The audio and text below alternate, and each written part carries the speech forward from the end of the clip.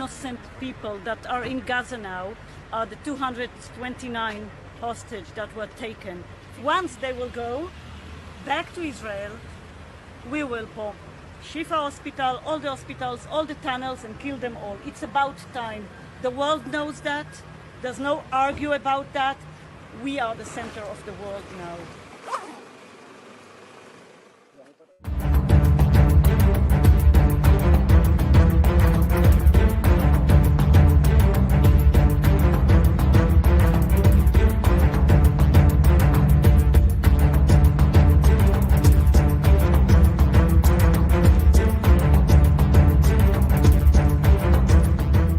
Welcome to the Daily Wrap-Up, a concise show dedicated to bringing you the most relevant, independent news as we see it from the last 24 hours. Tuesday, June 25th, 2024. I just looked and saw Jay. Sorry, June 25th. Thank you for joining me today. Important stuff to follow up on Assange that we briefly touched on yesterday as somebody kind of through the chat made us aware of what had happened. Definitely wanted to start off talking about that today. Some really interesting developments throughout this that it's odd to see why this is happening now, and just kind of at the moment, just kind of reading out what we think will happen. I mean, I'm still not just completely convinced something won't happen, that it will go the way they claim right now with the plea deal, which we'll talk about if you haven't seen it. So we're going to start with that to talk about Julian Assange and what the implications there might be. And really the one of the things that kind of blew my mind was essentially forcing him to pay $500,000 for this jet to be able to take him to the location they want him to go to make this process happen. Something about this seems very off to me. We'll talk about it today to start. We're going to follow up from yesterday's show and get into the rest of what we ultimately didn't cover, as well as some new information like the Assange point we'll talk about. I have something I want to get into in regard to a quick point about Abby Martin to start that I think is important. It's more about the quotation marks we talked about the other day. One of the main things I want to do in general today is, which we've been doing pretty extensively long before October 7th, but as I used the title, the word, just because I didn't have enough characters, raising Zionist lies, or just bringing down and tearing down these Zionist lies that we're talking about. And for those that want to try to make that about something about Jewish people, that's not what we're talking about. Just get that out of the way. It's always every day. There's always people that want to say, even in our own chat, that that's what I secretly mean. It's not. We're talking about Zionist, the political organization, the political entity that is manipulating other governments, including the United States and Israel itself, and the lies that have been built up around this entity that are coming down left and right. I have a really powerful statement from Chris Hedges that's just highlighting the information that is easily verifiable, from Francesca Albanese doing the same, just one by one, highlighting the points that completely destroy the narrative that Israel is what our governments claim it is, and simply not. We're going to go over what's been going on, both the continuation in Rafah, Gaza in general, in the West Bank, and throughout this, continuing to break down these lies and show you what's been going on, not just post-October 7th, but since its creation, and since the last sort of like pullback statements, what continues to happen in Rafah, what continues to happen in multiple locations in UN UNRWA schools, that just, I think 3 or 4 in the last couple, just one after another, these schools have been bombed. I think over 100 different school locations in Gaza have been bombed. And at least at one point, there was a real consistency around going, but it was Hamas that used tunnels there. Now they just don't even say that. That's just the floated assumption. You see how the lies work so well that they can just, you know what our narrative is going to be. It's going to be a Hamas tunnel. So just assume that with everything we do. Where's the evidence behind that? Even the claims they've put out saying, here's a tunnel, it gets debunked, even by corporate media, going, actually, that's an elevator shaft. Actually, that was there before this. Actually, that's not even the right location, over and over and over. And yet they just keep bombing schools. They just keep bombing mosques. They just keep bombing aid workers, aid trucks, individuals working there, on and on and on. But Hamas, that's all we get. No evidence, no examples, no provable information. We're going to go over, again, the inconsistencies between the information we're being presented with, the lies that are being shown by people like Yunus Tarawi, and continuing to highlight the blatant disregard for international law, for human rights, from the individual to the highest levels of Israeli power.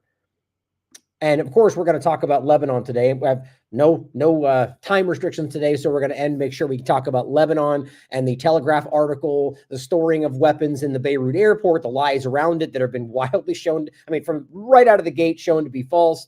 embarrassing overlaps, like them being allowed to come look for themselves and refusing to show up. Like it's why would you do that?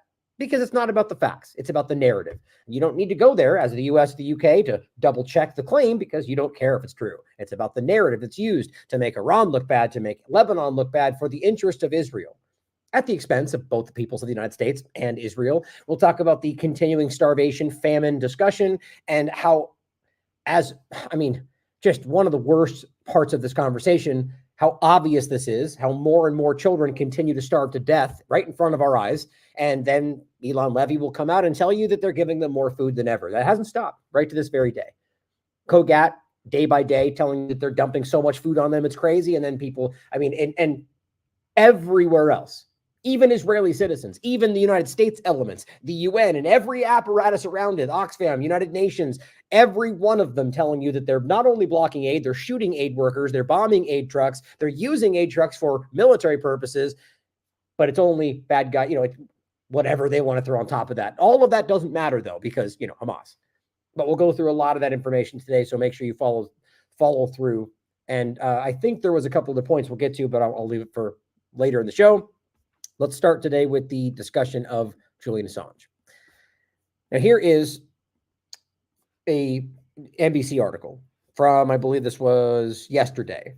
Julian Assange leaves jail on his way to enter plea deal with the United States. Now, one thing we briefly talked about this morning on AM Wake Up was the interesting overlap, which doesn't have to mean anything really. It could, and it's worthy of notation, that he did seem like he had gained weight and didn't seem to be, the point of the statement would be that there's been a lot of coverage about how much he's been struggling and so on. And I just think it's an interesting overlap. Now, that could simply be explained by maybe they knew they were going to let him out and didn't want him to look like he was disheveled and emaciated like we see from Israel prisons. That would make perfect sense to me. Frankly, I think it's more likely something than that than lies about what he's been dealing with, because I think it's been verified by multiple, rapporteurs and people that went to see him, that knew him and came out telling you some horrifying things. He has been tortured, both psychologically and physically. And not necessarily by, fingernails being pulled, but by choices made, putting this person in situations where it was not just detrimental, but life-threatening. So anyway, it's an interesting contrast to see him come out looking different than we might have expected. But I'm not convinced this is going to go the way it seems right now. As simple as that may sound. I'll get into the story before I give you my thoughts on this. So it says the WikiLeaks founder has been held in a British prison for the last 5 years. Now, just in case you haven't been following that, just think about how wild that is right out of the gate. 5 years. This person has been held, with charges, I guess, but basically without charge, because the reality is that half of the stuff they've been throwing at him have been baseless. The other half have been lies. The baseless being they're rooted in nothing. The other half have been misrepresentations about what actually happened. And on top of that, in a sense, where are you going to extradite to another country? Like the processes haven't even really begun in most cases.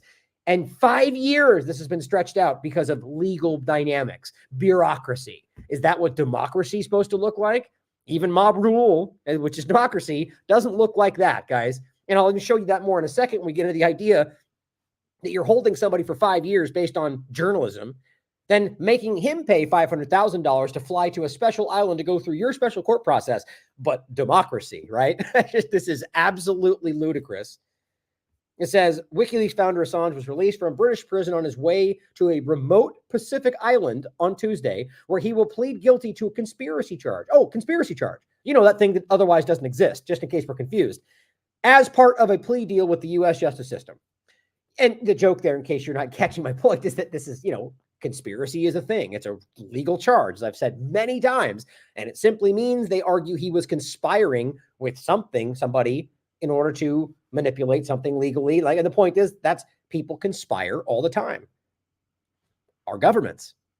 Quite literally, what do you think politics is, guys? There's people conspiring for their interests, sometimes also for the interest of the people they work for. Rarely, I argue. But the point is, it's crazy that we then go, that's conspiracy. And people go, oh, fake.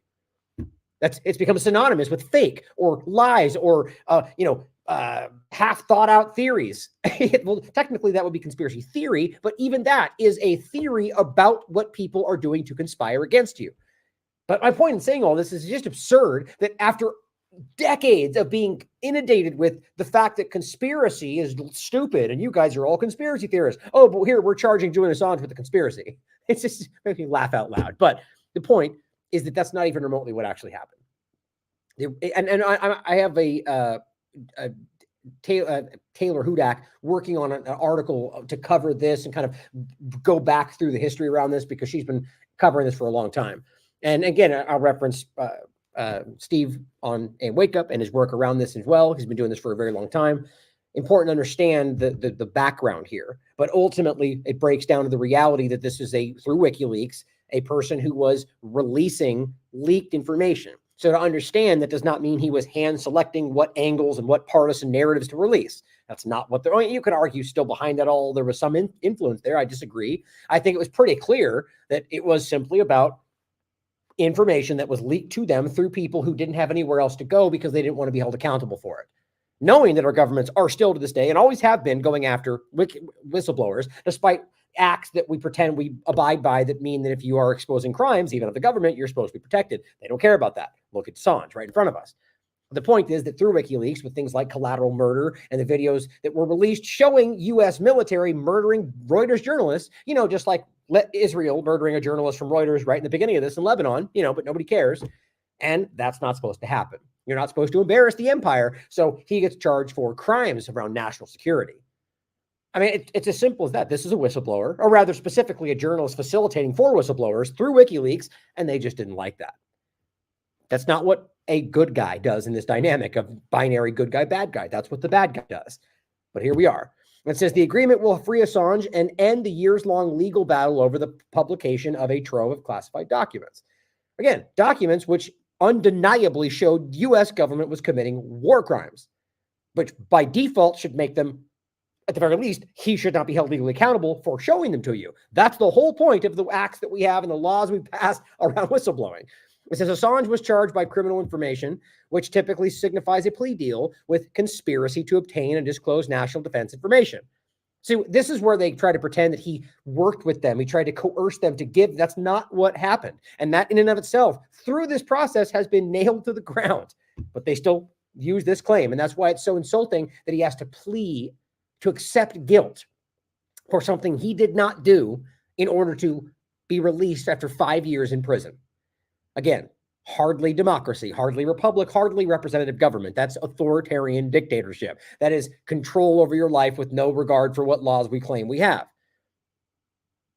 Assange was charged by criminal information. Oh, the next one. WikiLeaks posted footage to X of him boarding a plane. A letter from the Justice Department official Matthew McKenzie said Assange would appear in a court in the Northern Mariana Islands. Now, what's the point of that? To keep it from our eyes? I worry that something else is happening here. A U.S.-controlled territory of Guam. And also, which is I couldn't even believe this because it doesn't even list it in this article, which is not, it's easy to find. When I heard this, I'm like, that's one of those things that sounds like it should be a joke, which is Assange had to pay $500,000. Somebody who has been in prison for 5 years based on lies. $500,000 that they make him pay because they're making him use a chartered flight to this island. So not only is it the plane he has to go to this island, but they make him pay for a $500,000 chartered plane. Why? Punishment? Being immature? I don't know. But it's saying, and it says to the Mariana Islands, a U.S. Commonwealth or occupied territory, if you will, where he will plead guilty to one count of conspiracy to obtain and disclose national defense information. So again, they're coercing him. Well, I mean, you could argue that this is an offer, but the point is you've been held in prison for 5 years on unjust causes. And the point is that, of course, with what he's gone through, he'll take it. Get that. Who wouldn't at this point? Even though you have to claim you committed a crime that you did not commit. But it says in exchange, he would be sentenced to time served, which would be 62 months that he's already spent in British prison, according to court documents. Once the guilty plea has been accepted by a judge, which is interesting to me. So I would argue that it's a procedural that the judge would likely accept. But what if he chooses not to? I think that's interesting. 52-year-old will be free to return to Australia. Okay, but hypothetically speaking, and this is what worries me about the timing, the money, the jets, the flying to this island. What happens if he pleads guilty and they go, okay, go to jail? It's an unjust, it's an unaccountable government, guys. We must realize that for 5 years. So why would we? It's a government that disregards plea deals and agreements and UN mandates and UN resolutions everywhere across the world, that illegally occupies multiple countries. Why are we going to pretend they're going to abide by this plea agreement? What if they just make up another narrative about what we found new information? Or what if they let another country like the UK step in, or US? What if something else happens? I just find this very interesting. I hope I'm wrong, but I get a sense there's something off about this. Anyway, making him pay to fly to this island, I just think is adding insult to injury, or just profiteering off a situation that and all said and done, actually, to add to, I think the point is that what this appears to be in the simplest form to me is just a Biden administration needing desperately a small win. And I do not mean in the context of votes. You know what I think about that. I just think this is about trying to go, look, we're not the bad guy you're framing us as. We let Assange out. And it also confuses the conversation, realizing that Donald Trump is the one that put him in prison, essentially, and that Biden's the one that lets him out. I saw right-wing accounts talking about that, going, what, that doesn't even make sense. Well, it does if you realize that the governments are not on your side. Not left, not right, not any of it. But interesting enough. But here's some, and this is still Assange highlighting that they're making him pay, which essentially is $520,000 for a jet.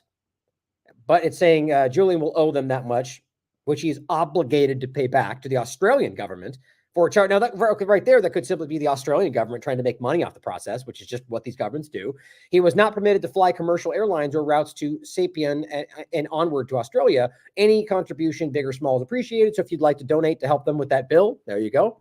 There's plenty of worse causes to donate to, and plenty of people that donate to partisan causes all the time about, Kavanaugh, saving Kavanaugh, things like that. Remember, millions of dollars fly towards very rich people because of partisan divides. Things like this seem to matter a bit more to me.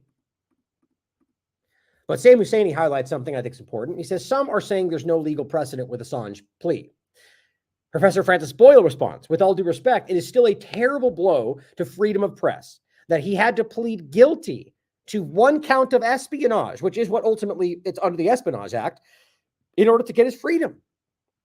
For when he's actually yet to have actually seen any charge from the United States, like this is a process that's ongoing, and he's pleading guilty to something that he didn't do to be released from prison that he shouldn't be in.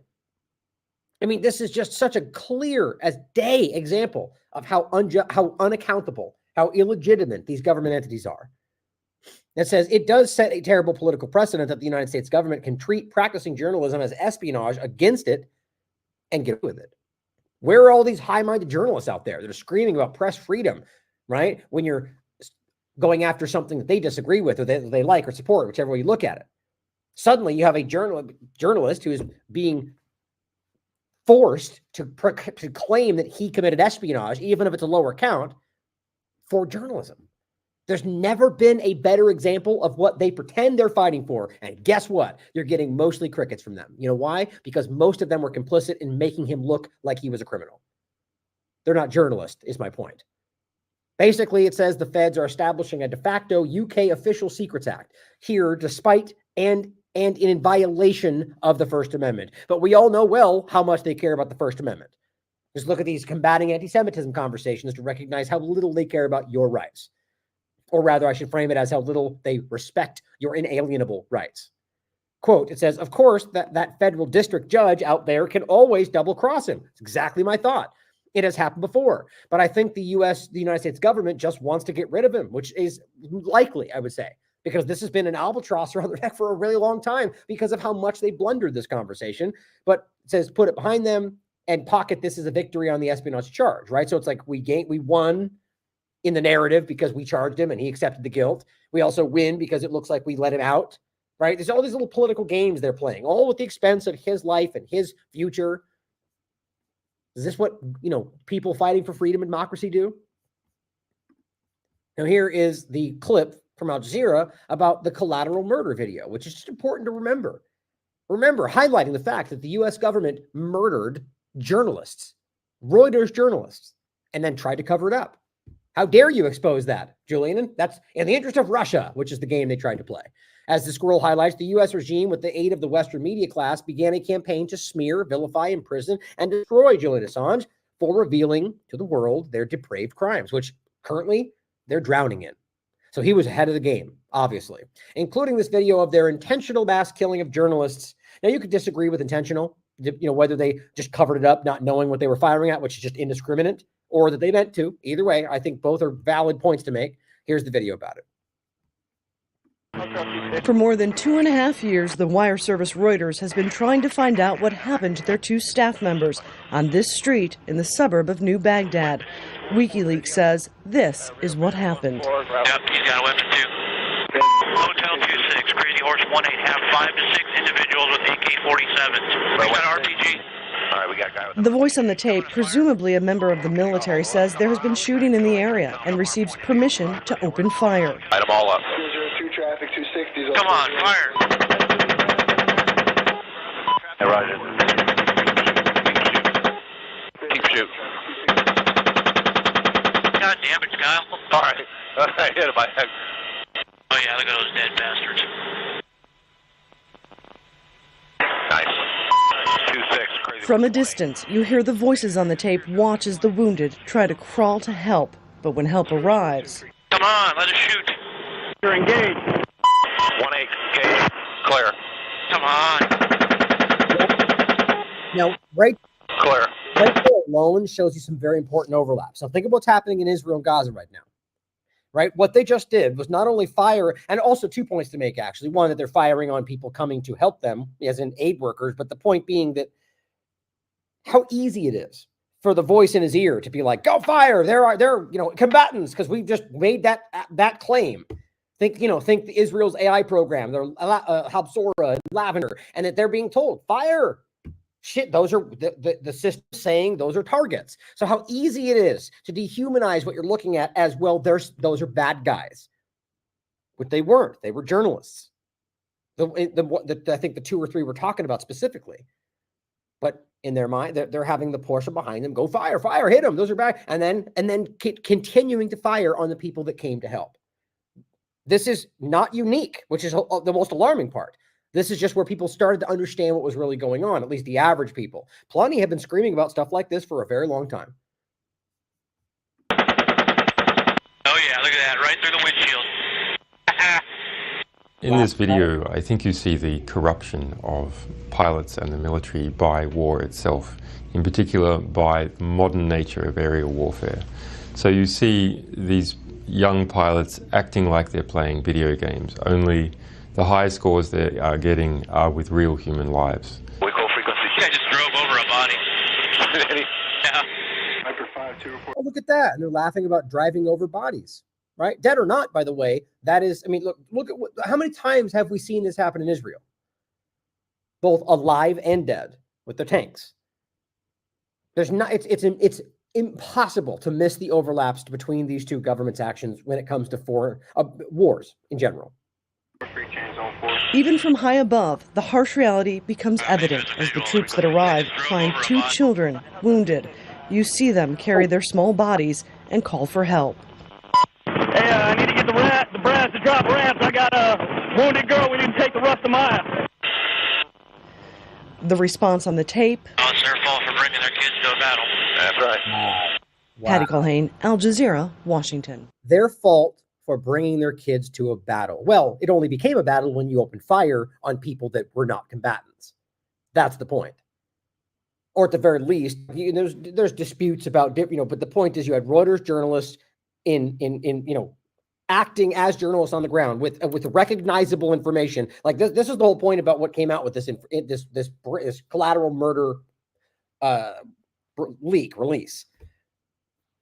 It was not what they claimed it was, but you see my point. When that person goes fire, get them. They're bad guy. They fire. Then the narrative is set. Well, they're bad guys because we decided that. Therefore, when there's children dead, well, it's their fault for bringing them to a battle. Well, the battle didn't start until you fired on them.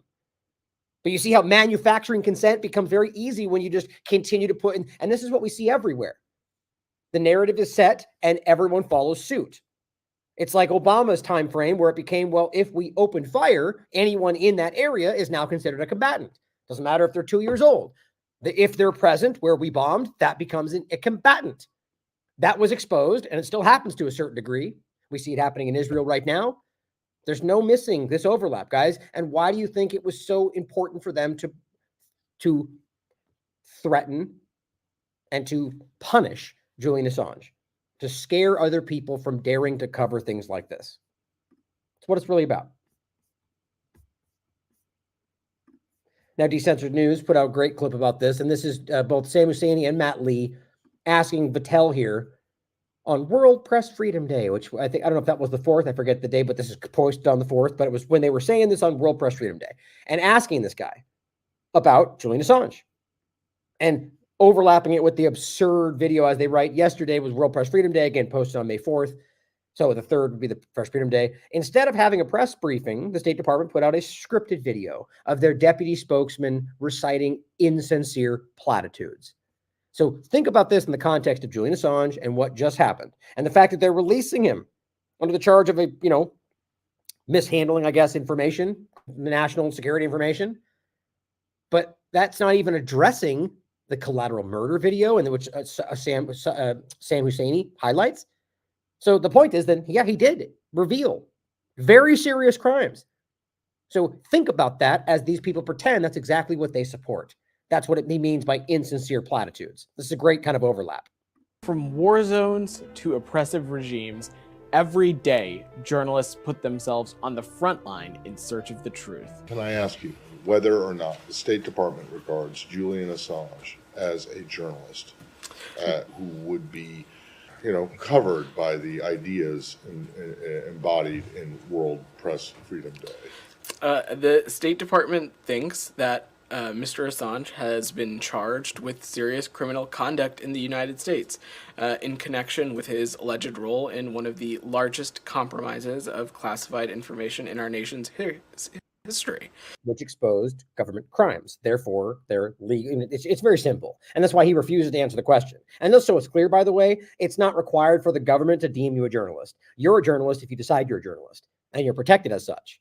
They just don't respect those rights. It's through their reporting and courage that we become aware of all that is happening across our planet. It's selfless work, and it's essential work. His actions risked serious harm to U.S. national security, to the benefit of our adversaries. It put named human sources to grave and imminent risk. To the benefit of their adversaries? And you know why? And literally, this is their argument for that. I mean, they won't make this as clear as possible. It's simply that, well, by showing our crimes, you're helping the people that don't like us. This is where we get about Russia and the election. Well, okay, are we saying what they're showing is false? No, not necessarily. It's just that's what they want you to be thinking. So the truth then, okay, so the truth, and this is what we keep seeing from them. And what does that show you? They're dishonest. They're not the good guy. That doesn't mean the other side's the good guy. It simply means that in this binary game we play, the good guy would not hide the truth because the truth exposes them, which helps the other people. And does that make them, the idea is that if their other side is trying to expose their lies, does that mean that they're a worse element? Not by default, but it could. Either way, it means the truth is important and you should care about it, whether or not it's in the interest of another country. That comes back to like a jingoistic mindset where it's that, well, you should lie if it helps your country. That's not how we should be thinking these days. The point is that you can fight for your country, which is the people in this country, who are multifaceted with all sorts of different perspectives, political and otherwise. It's your government that makes you think that you have to fight and die for their interests, not for yours. And risk of serious physical harm and arbitrary detention. So it does not matter how we categorize any person, but this is we view this as something he's been charged with serious criminal conduct. Well, but it does matter actually, and that's my question. Do you believe that he's a journalist or not?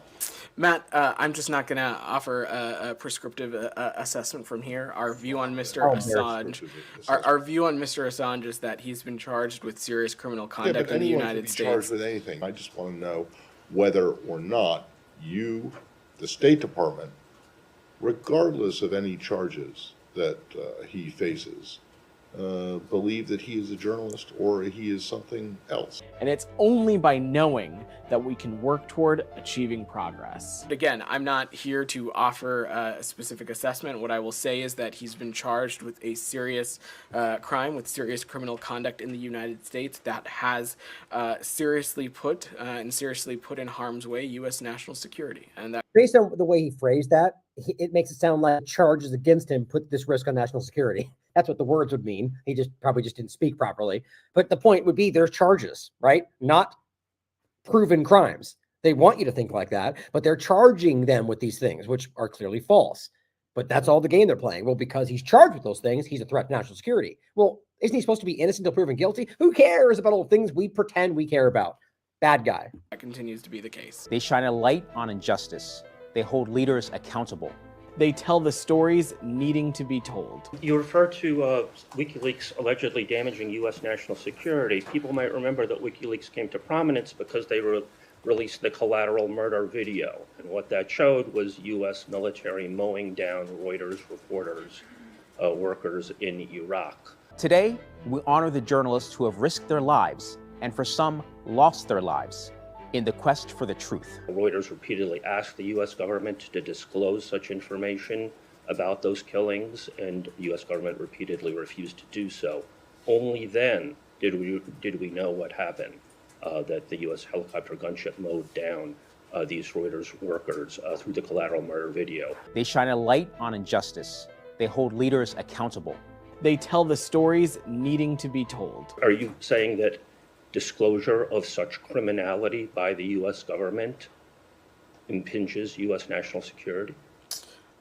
I was answering a question about Mr. Assange. I was not offering an assessment on anything else. But you said that that WikiLeaks damaged U.S. national security. Did it do so by exposing U.S. criminality? I'm not going to parse or get into specifics. What I will just reiterate again is that Mr. Assange has been charged with criminal conduct. Whether you're in the briefing room with us or reporting from a country far away, thank you for using your pen or camera to help us understand all that's happening in the world. The WikiLeaks footage will be one of those iconic and graphic moments of history because it shows the full brutality of war. I believe that if those killings were lawful under the rules of engagement, then the rules of engagement are wrong, deeply wrong.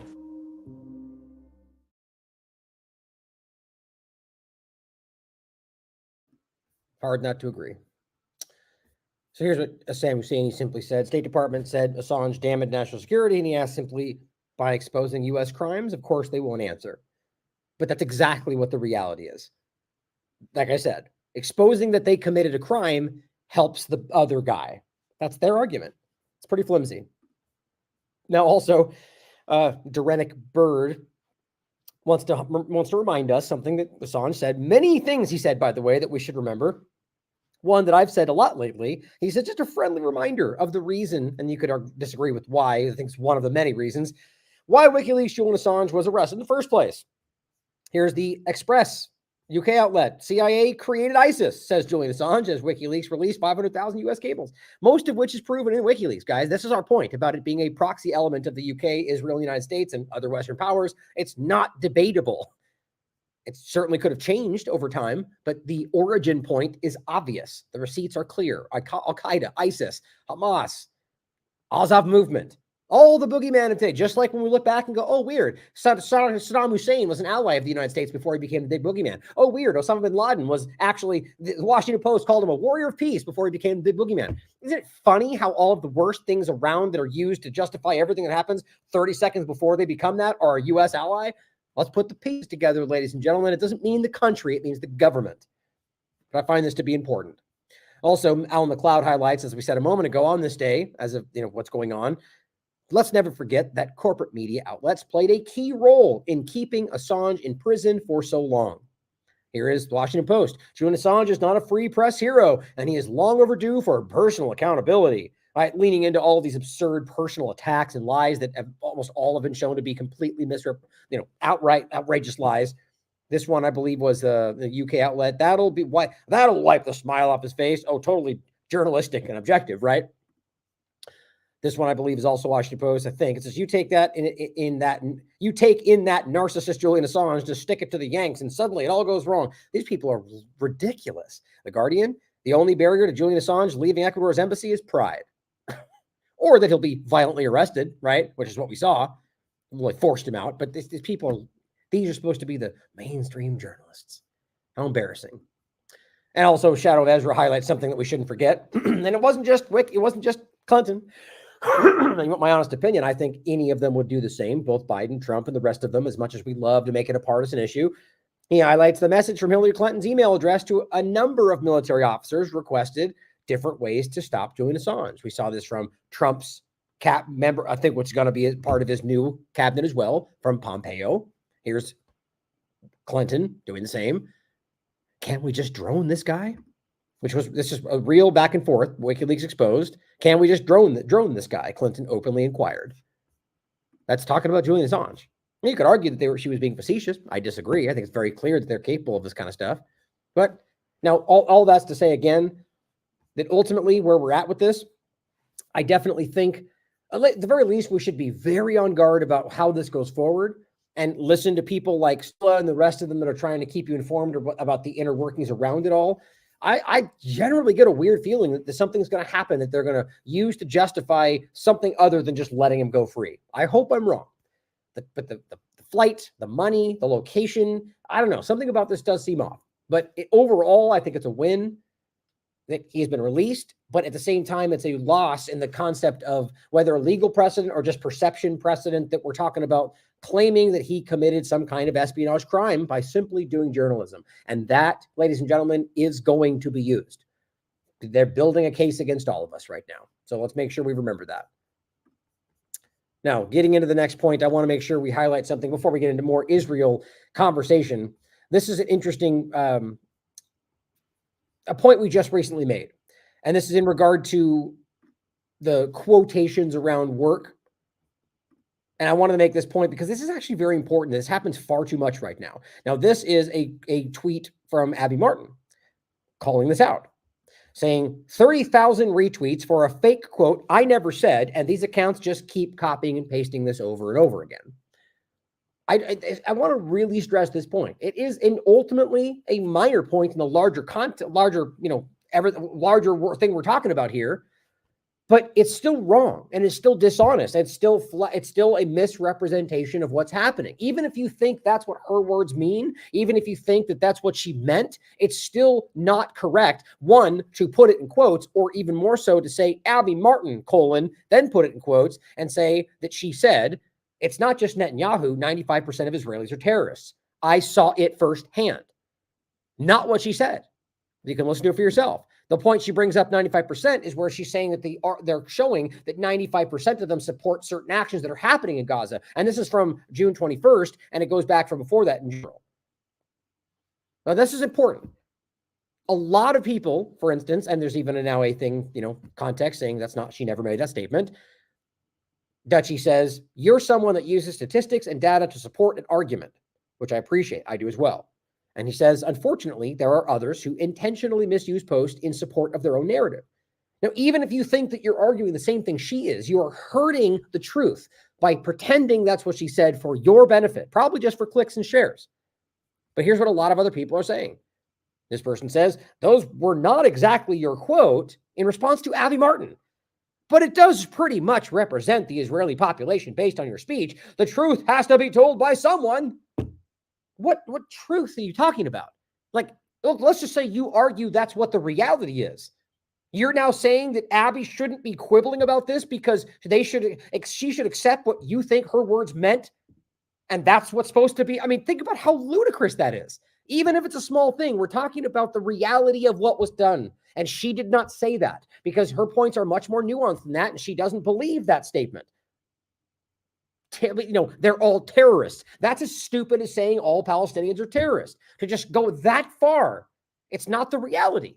Even if 95% support actions in Gaza, we have to recognize they've been propagandized like a lot of other people. And that's not to remove accountability. It's simply just not what she meant, because that is a binary two-party illusion, broad point, saying they're all this or they're all that kind of a game. But I don't understand this person 100%. Like, it just blows my mind. Here's a better example. Ken O'Keefe says, I've talked to Abby before and can confirm she would never claim such a number without backing it up. She never said the quote in question. And this person responds to Ken O'Keefe, another highly expert on this topic, and says, actually, her words indicate to more than 95%. She should be brave and stand by it. So you're saying she should be, so she's not brave for not just accepting what you claim her words meant, even though she didn't say them? Like, I don't even know how to properly frame this. There's something very alarming happening here. And I don't think this is like these are bots or anything. These are real people that are being, this is the Twitter files overlap. This is, as we were talking about AM Wake Up today, the loss of leaked journalism, kind of that Whitney was discussing. The idea is we're being driven into this, trust me, bro, as it's been put lately, journalism, where it's basically just screenshots, Twitter files kind of nonsense, and people are lying for their truth. How long have I been talking about that? She should be brave and stand by what you think her words meant, even though she didn't say it. I mean, what kind of people are these? It blows my mind. This is the lowest common denominator. These are people that are actively angry that you're not allowing the half-truth to be what they want it to be, even though it's clear that's not what actually happened. Last one, same thing. Jake Shields says, they are an awful society, and the majority of them support killing Palestinians. The quote isn't exact, but it seems to be more or less true. Okay. So it's just, so we don't care about the truth anymore as long as it leans in the direction of what we all kind of think. That is lazy, dangerous, and irresponsible, guys.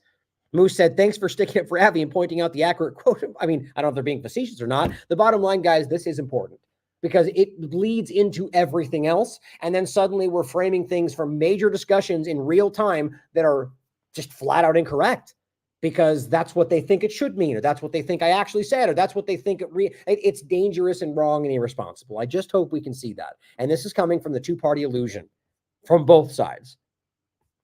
Now, let's talk about some West Bank overlap, some follow-up to the last show we just did, and a couple of points, and some other bigger points that will bring us into the larger conversation for today.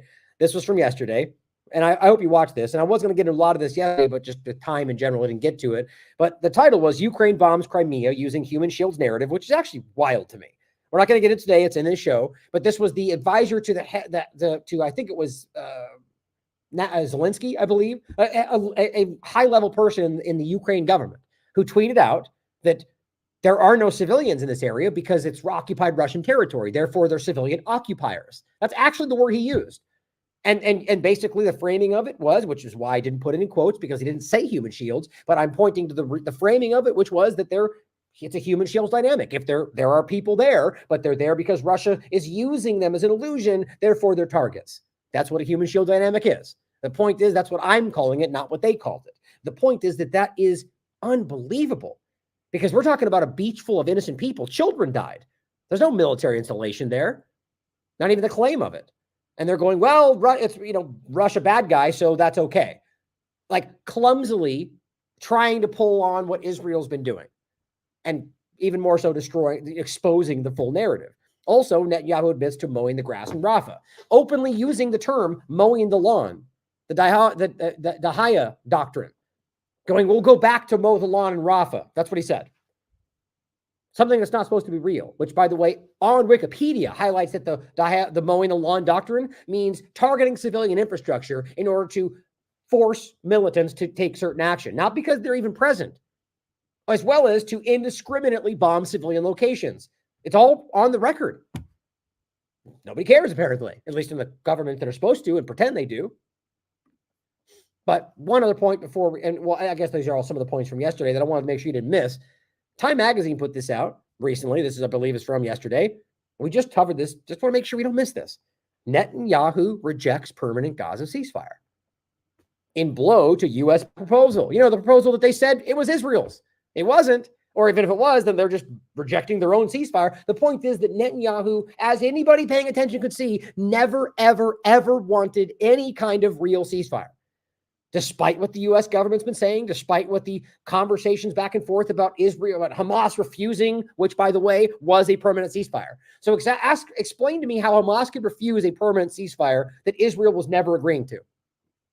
They've been lying to us the entire time. You all know this. But it's just kind of shocking to see how obvious this is,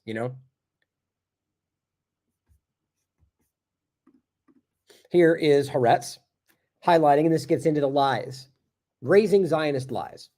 One of the major lies that we continue to talk about is this conversation about what they actually want to accomplish in Gaza, as well as the lie about what they actually are in the state of Israel, an apartheid state, and all the things that they don't want people to recognize. Here's Haaretz, one of the leading Israeli newspapers saying Netanyahu has already engaged in this kind of exercise several times since January. Every time there was a chance to reach a deal, statements or information from the Israeli side were issued that caused Hamas to harden its positions.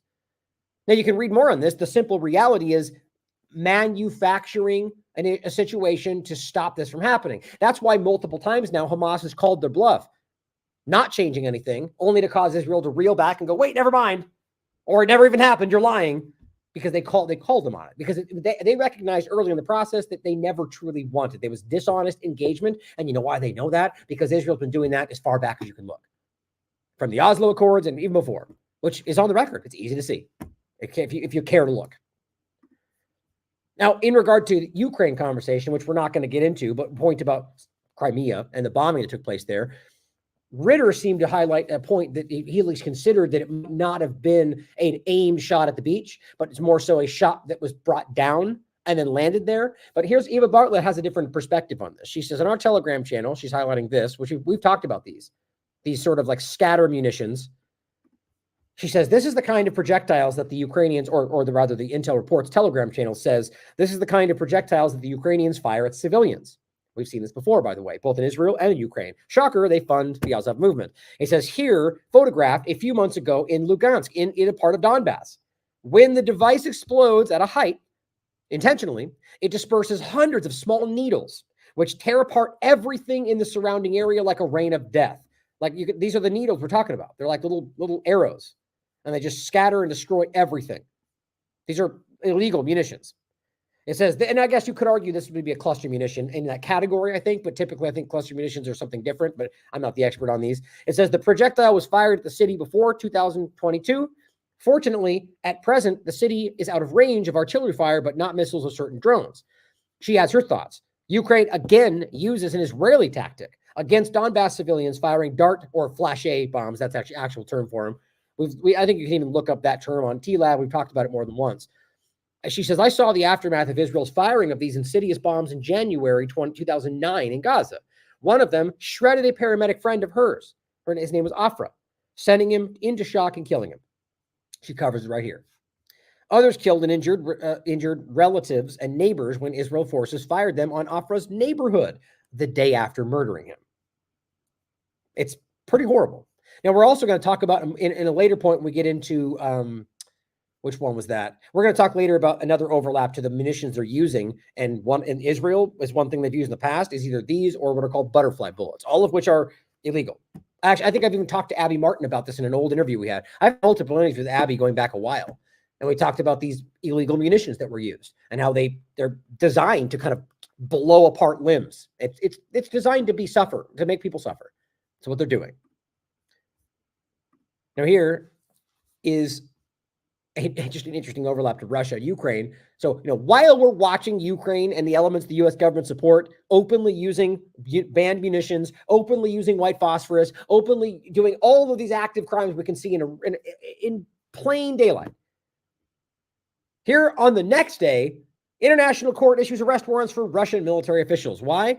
For suspected direct attacks on civilians in Ukraine. Which, good, fine, go through the process. I don't think the evidence is ultimately there, but it wouldn't surprise me if any of these governments are killing civilians. It doesn't surprise me at all. But what's crazy to me is that we could be doing this while Israel is on display, showing themselves kill children. Let's go, well, but human shield and Hamas, murdering children, murdering journalists, murdering aid workers. And this is what and there are international courts going after them. But the U.S. government's going to attack them if they do. But guess what? And one of the other arguments, of course, is that they can't know. This is all unverified information, and we're still in the process of investigating. Oh, okay. But Russia, we know for sure. Right? They will back this, no problem. Mark my words. Now, what happens if Russian officials are going overseas for diplomacy? Guess what? They're probably going to arrest them. Guess what? Gallant is already in Washington, D.C. right now. He is on a list to be arrested from the international courts. The U.S. government doesn't care. But international law, though, your rules-based international order, right, guys? Russia promises retaliation against the United States for Ukraine strikes on Crimea. That's Reuters. That is essentially what seems to come from Putin. I still stress, like I did last time, that's a concerning thing to be stated at this point. Only so many times can you poke the bear in the eye before something happens. As much as that's not what partisan people may think about this, it is self-evident that they have been driving this into reality, and it does not mean good guy, bad guy. I've seen plenty of things that Russia is responsible for that I think are crimes. The point is that this is driven into reality by, at the very least, a side that has no interest in saving people, human lives, or democracy, or freedom, or liberty. That'd be the U.S. government. Now, on the show we talked about yesterday in regard to the Israel conversation, I wanted one follow-up in regard to this synagogue attack in L.A., or how it was framed, mind you. The reality being, as we proved in the last show, that like many other examples, the Zionist entities were selling illegal occupied land in Gaza. Right in the open, illegally. Even as Netanyahu's like, well, resettling doesn't seem likely. Yeah, I don't buy it, because Smotrich made it clear that they are on the same page and they are actively still selling it. They're having conferences on where they're going to put them. They all know this is happening. This is what they all want from top to bottom of the Israeli government. So the point was, people came out and protested that, and they got attacked, according to almost every video you can see, by Zionist protesters. Sprayed, punched, hair pulled, and then they arrested Palestinians. Over and over. Now here is a PhD candidate in Germanic studies. She is a Jew herself, and she speaks on the record saying, I'm really at a loss with the sheer scale of Zionist propaganda. This is so exhausting. And I say this as a white Jew who is given all the goodwill and time and attention to, quote, debate it, as someone who is not also facing daily discrimination and grief. And she's highlighting the protesters having to show up getting, harass Jews in the synagogue. It's not what happened. She says on the same day that Western reports come out, and we'll talk about this, so this is the overlap of both the children being focused on and Hindri Job and the child being killed. The point is that on the day that the reports come out, about 20,000 missing children. That's on top of the 15,000 that are proven to be killed. 20,000 from Save Our Children, I believe. Headlines and statements like this proliferate about the synagogue, making all of us, and she says myself included, and I agree, myself included too, redirecting time and energy to correcting this obvious misinformation. I honestly think that might be the only point. As we see Elon Levy and the rest of these, Eli David and all the rest of these propagandists just putting out the most lazy, half thought out propaganda just to waste our time going, here's why that's not true. Maybe. Just desperation. I don't know. But the point is that is a much bigger story. And also their story is a lie. But it says, as we know, this is the MO of fascist propaganda. It wears us down and makes us go mad from how ludicrously false it is. I often indulge it and correct it because of my aforestated position as a white Jew. Just, but I really don't know what to do. Respond? Don't respond? Respond so that others don't have to waste their time doing so? Feels like a trap either way, by design. She says, I'm not asking people to spend their valuable time, energy, or their very limited energy drained by these forces to give me advice, plus further center me in a system where my feelings are already centered. She says, I just know that if I'm going mad at the center of the system, it's such an absolute coordinated force. This is mostly a note to myself to remember that these are traps and tripwires, daily tactics so that we lose focus. I don't want to indulge either the propaganda itself or the system that legitimizes my response to it over others. Just venting a bit. Bottom line is, guys, I keep trying to highlight this for you. There is a lot of Jewish people, Israeli people, and across the board, people around the world that are waking up to the reality of what the Zionist government is doing and calling it out, both in the United States and Israel and anywhere else they're manipulating those governments. Tiberius highlights a good overlap here that is just, does such a great job of these like immediate kind of contrasts that just, there's no denying this. He says, let me get this straight. Israel can bomb mosques full of children, which, by the way, recently happened again, to murder one Hamas operative or a refugee camp or a school, all of which have been claims they've made. Hundreds of people for one claim, in many cases like the original Jabalia refugee camp bombing that didn't even turn out to be there. 400 people were killed. He's saying, so let me get this straight. They could bomb mosques and schools and everything else to kill one Hamas member, but it's condemnable for protesters to stop Zionists using a synagogue to ethnically cleanse Palestinian land because it's a religious house? Did I get that right? That's their claim. It's a synagogue. How dare you? Protest? but it's okay to bomb a mosque because Hamas is there, even though you can't prove that. It turns out in many cases to be false. Talk about a double standard. Now, this one's important. This gets into the raising the lies. Haaretz put this out yesterday. Netanyahu, Smotrich, and their colleagues are, one thing right here, which is a fake news story, according to your governments, are annexing the West Bank right now, as we speak. And it's crazy that some people pretend this is fake, even though our own governments have at least pointed it out here and there over the last so many decades, going like almost kind of quietly, like, hey, please stop taking land because it's illegal. Or Pompeo coming out and going, well, it's not necessarily illegal, just so dishonest.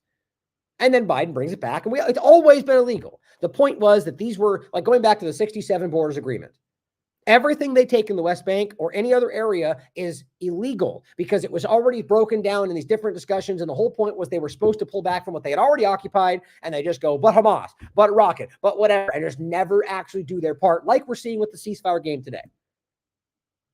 At the end of the day, they are illegally continuing to annex land by pretending that they're not settlers while they settle illegally. It says they are instituting, apartheid. That's Haaretz.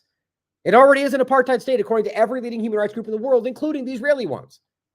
They're just simply, as one of the leading Israeli newspapers, going, yes, they're instituting apartheid and destroying the two-state solution, which none of them will ever allow.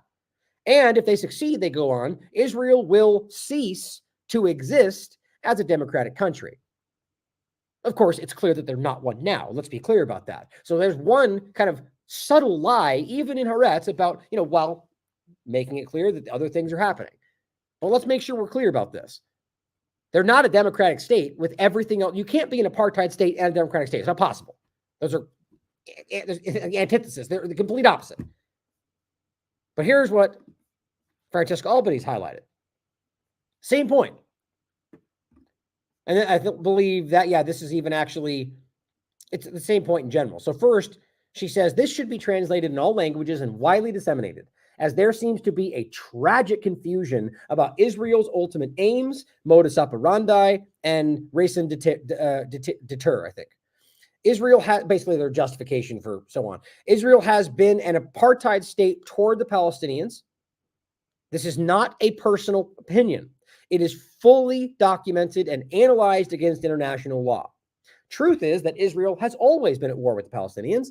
The latter's indignity is a painful reminder of Israel's original sin. She highlights Nimr Sultani, who breaks down the reality and using documented history over the past 75 years. What he captions is this post from Michael Rosen, which highlights that article we just showed you.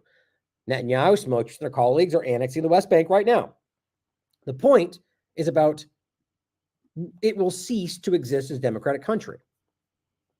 It's not what it is, as he says. In the future tense in this Haaretz editorial is the essence of the cowardly and denialist liberal Zionism. He goes, did you not hear? Again, the premise being, well, it ceased to be democratic. And the point, every point he makes here is about showing you that it is not already. He says, did you not hear about the Human Rights Watch and Amnesty apartheid reports from 2021 and 2022? I played the clip of Avi Shalom speaking with Human Rights Watch where he lays that out. It is not a democratic, it's an apartheid state because of their nation state law, because of many other things they put forward. He says, did you not hear Netanyahu and others saying repeatedly over the years that Israel is not, quote, a state for all its citizens, right? You can't have a state for the Jews alone and pretend like it's an equal state for everybody. That's the state they clearly point out. I'll bring it up just so people can reference. Someone always tends to pretend like this isn't true. As he responded to a TV star in 2019, it says Israel's the nation state of the Jews alone, which is what Netanyahu said, and as a TV star claimed that Arabs were equal. We keep hearing that right now. Arabs can vote and Arabs can do it. No, not even in Israel, not in any of their locations, and especially not in the West Bank and Gaza. State for the Jews alone. He said that in response to what she said, that they were equal. It's kind of hard to miss these things. And the point is, that's her point about Francesca Albanese saying that there's a tragic confusion. This is propaganda. People are willfully deceiving everybody. But it says, did you hear Haaretz not publish that Bennett-Lapid government established more Jewish settlements and demolished more Palestinian houses than Netanyahu's government per year? Did you not hear about the 2018 nation-state basic law that was celebrated by a white supremacist in the United States as a role model, which constitutionalized Jewish supremacy? Did you not hear about the 2011 gated community law approved by the Supreme Court in 2014 and expanded by Knesset in 2023 that effectively institutes racial segregation, guys, in housing and settlements within Israel proper? So we're having people like, what's crazy to me is that you have a lot of people on, I think this is an interesting point of why you see more of the left at this point seeing this, because they're more so ones that would argue about, racial points and segregation and so on. Either way, I think both people on all sides of this who have moral capacity are able to see that this entity is not what we've ever been told that it is. But imagine trying to rationalize racial segregation in 2024 because, religion and we support Israel. It's lunacy. He says, did you not hear about the lack of the principle of equality for all the Israeli Bill of Rights since 1990s? Did you not hear about the confiscation of the vast majority of the privately owned land of the Palestinian citizens in Israel? Not the West Bank or Gaza, in Israel. Did you not hear about the Israeli police killing Palestinian protesters when their protested land confiscated, their protested land confiscation and apartheid in 1976 and in 2000? Did you not hear about the LIDA military court from 67 to the year 2000 that sent Palestinian civilians who violated security law to a military court, while Israeli citizens who commit similar offenses were tried before civilian courts? We just talked about that. Did you not hear about the military government from 48 to 66, imposed on all Palestinian citizens and only on them, limiting their basic rights like the right to movement and work and confiscating their lands? When was Israel democratic? Did you not know that activists against apartheid South Africa, Ronnie Kasrils, and said before the current genocide, quote, "This is much worse than apartheid. The Israeli measures, the brutality, make apartheid look like a picnic. We never had jets attacking our townships. We never had sieges that lasted months after month. We never had tanks destroying houses." He's talking about South Africa, one of the most obvious examples of apartheid, now second to this. Did you not know that South Africa had a competitive multi-party system, albeit in segregated and unequal political bodies? That the regime distinguished between blacks who resided in the Bantustans and those who were allowed to reside outside? That coloreds, in quotes, and Indians were allowed to reside in the white areas. And after the constitutional reforms in 83, they had voting rights and property rights. Would you call that democracy, Haaretz? The point is that that's still an apartheid state, even with those things. And it's just, they're playing games right now while people suffer.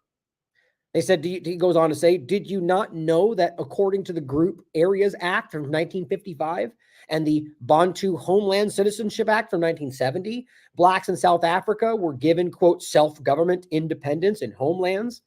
Did this make South Africa a democracy? No. Palestinian intellectuals like Fayez Saig made the case that Zionism and Israel have established an apartheid prior to the 67 occupation, guys. That same political ideology that has subjugated Palestinians in the West Bank and Gaza and took over lands have also done the same against the Palestinian citizens inside Israel, instituting a separate and unequal status. Israel was never a democracy. Pretending that it has been a democracy is a clear example of the refusal to call a spade, of a rhetoric that conceals reality and prolongs injustice and suffering. Very well put. Now, here's what Chris Hedges had to say. And I'll play this next. This is on the 24th. And this goes to the Israel lobby and the United States. Now, Chris Hedges is very respected, Pulitzer Prize-winning journalist. Is he an anti-Semite? Are these racist tropes? No, they're not, as he highlights very well.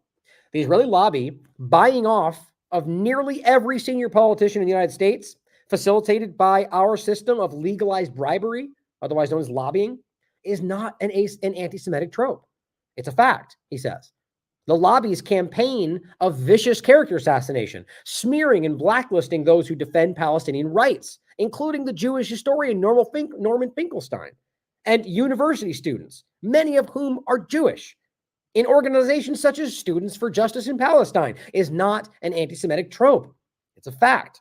38 state governments' passage of Israel lobby-backed legislation requiring their workers and contractors, Americans, under the threat of dismissal to sign a pro-Israel oath as Americans and promise not to support the boycott, divestment, and sanctions movement is not an anti-Semitic trope. It's a fact.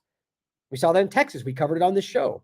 The House bill, now before the Senate, that will broaden the legal definition of anti-Semitism to include the targeting of the state of Israel conceived as a Jewish collectivity, is not an anti-Semitic trope. It's a fact. That's about conflating Zionism and Judaism. It says the U.S. refusal, including in the United Nations and other international bodies, to criticize Israel's apartheid state and the genocide in Gaza is not an anti-Semitic trope. It's a fact.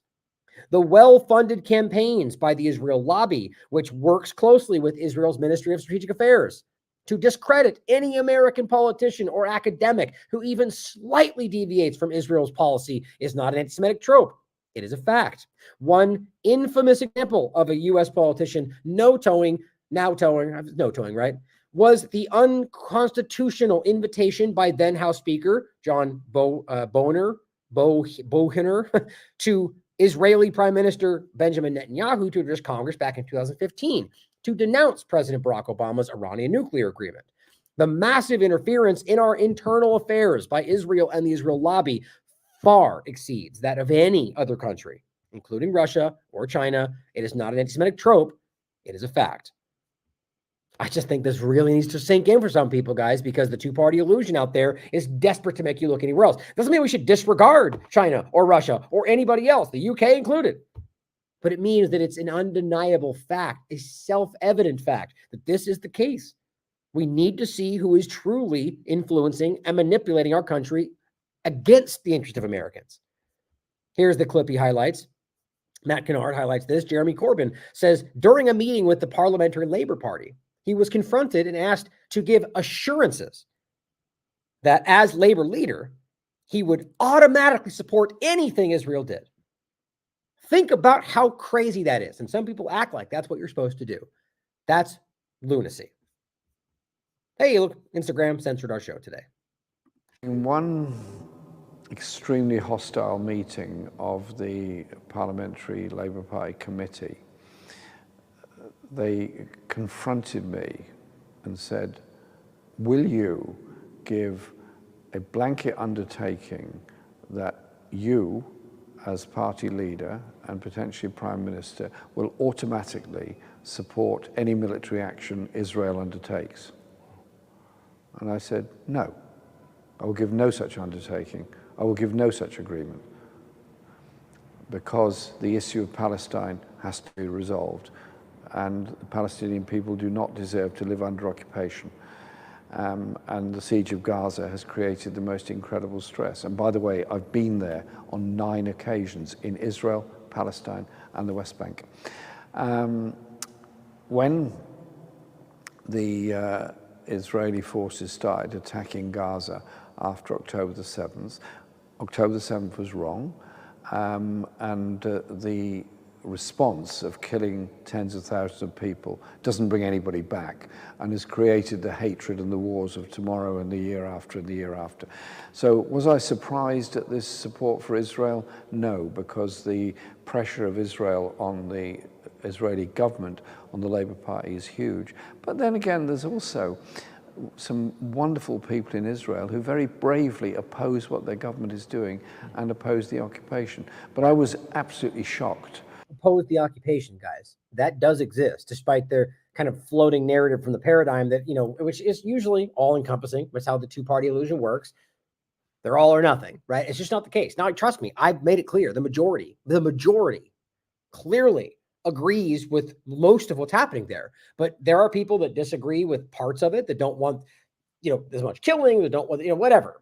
But most of them tend to, but there is a portion of people that are anti-Zionist, that are anti-occupation, that want Palestinians to have self-determination. That exists in Israel too. So just don't forget that.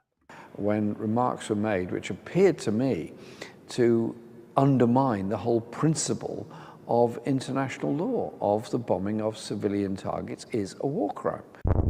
Right. Now, next point, and BM from Israel says, Haaretz published a piece about and this is a location, that's an interesting point, this gets into the West Bank overlap, of Bet Shean. These events where essentially we have settlers who raided the houses of Palestinians who have been there for a long time. And this is one of these locations that I guess it has kind of a history about being, kind of an anomaly, like it's been peaceful. They have Palestinians and Israelis that are living right next to each other, and apparently the history has been they've gotten along pretty much for this whole time. But now, which is showing you the real point here, you have Israeli settlers who are coming in and going, well, you're a terrorist because you're Palestinian, despite the fact that they have been living there in Israel proper in these locations, or rather the West Bank, I think, for a long time, but just not Gaza is the point, and in peace, alongside illegal settlements on occupied Palestinian land, mind you. Now, also, these people are I guess the understanding is that they're sort of complicit in working with the Israeli government to the detriment of Palestinians. So take that as you will. But the point is that these people are far more on the side of Israel, would appear, than they are with the Palestinians. And yet, because they're Palestinian, rather specifically because they are not Zionist white Jews in this location, they are being attacked by the Zionist settlers and beat up, which is one of the images in the main shot today. And in that shot, what you're seeing is I'll show you in a second, is a police member who came to engage with the process and mostly arrested Palestinians, even though they're breaking into their homes, and was ready to hit this woman with a chair because she was filming him. Here's what BM says. The Palestinians who live in this location are families of collaborators from the West Bank who were moved there. No, so I guess it is into Israel. So I was just making sure, not Gaza was my main point, but the point is that very much different between Israel and the West Bank. But it says who were moved into Israel by the Shin Bet because they're collaborating is the point. The relations between them and local Jews have been good over the years. According to Palestinian residents, the brawl on Wednesday last week started after a youth from the Garin Turani groups of religious settlers who settle in different towns specifically in order to, what they say, Judaize them and promote Jewish supremacism, started calling some young Palestinian girls terrorists.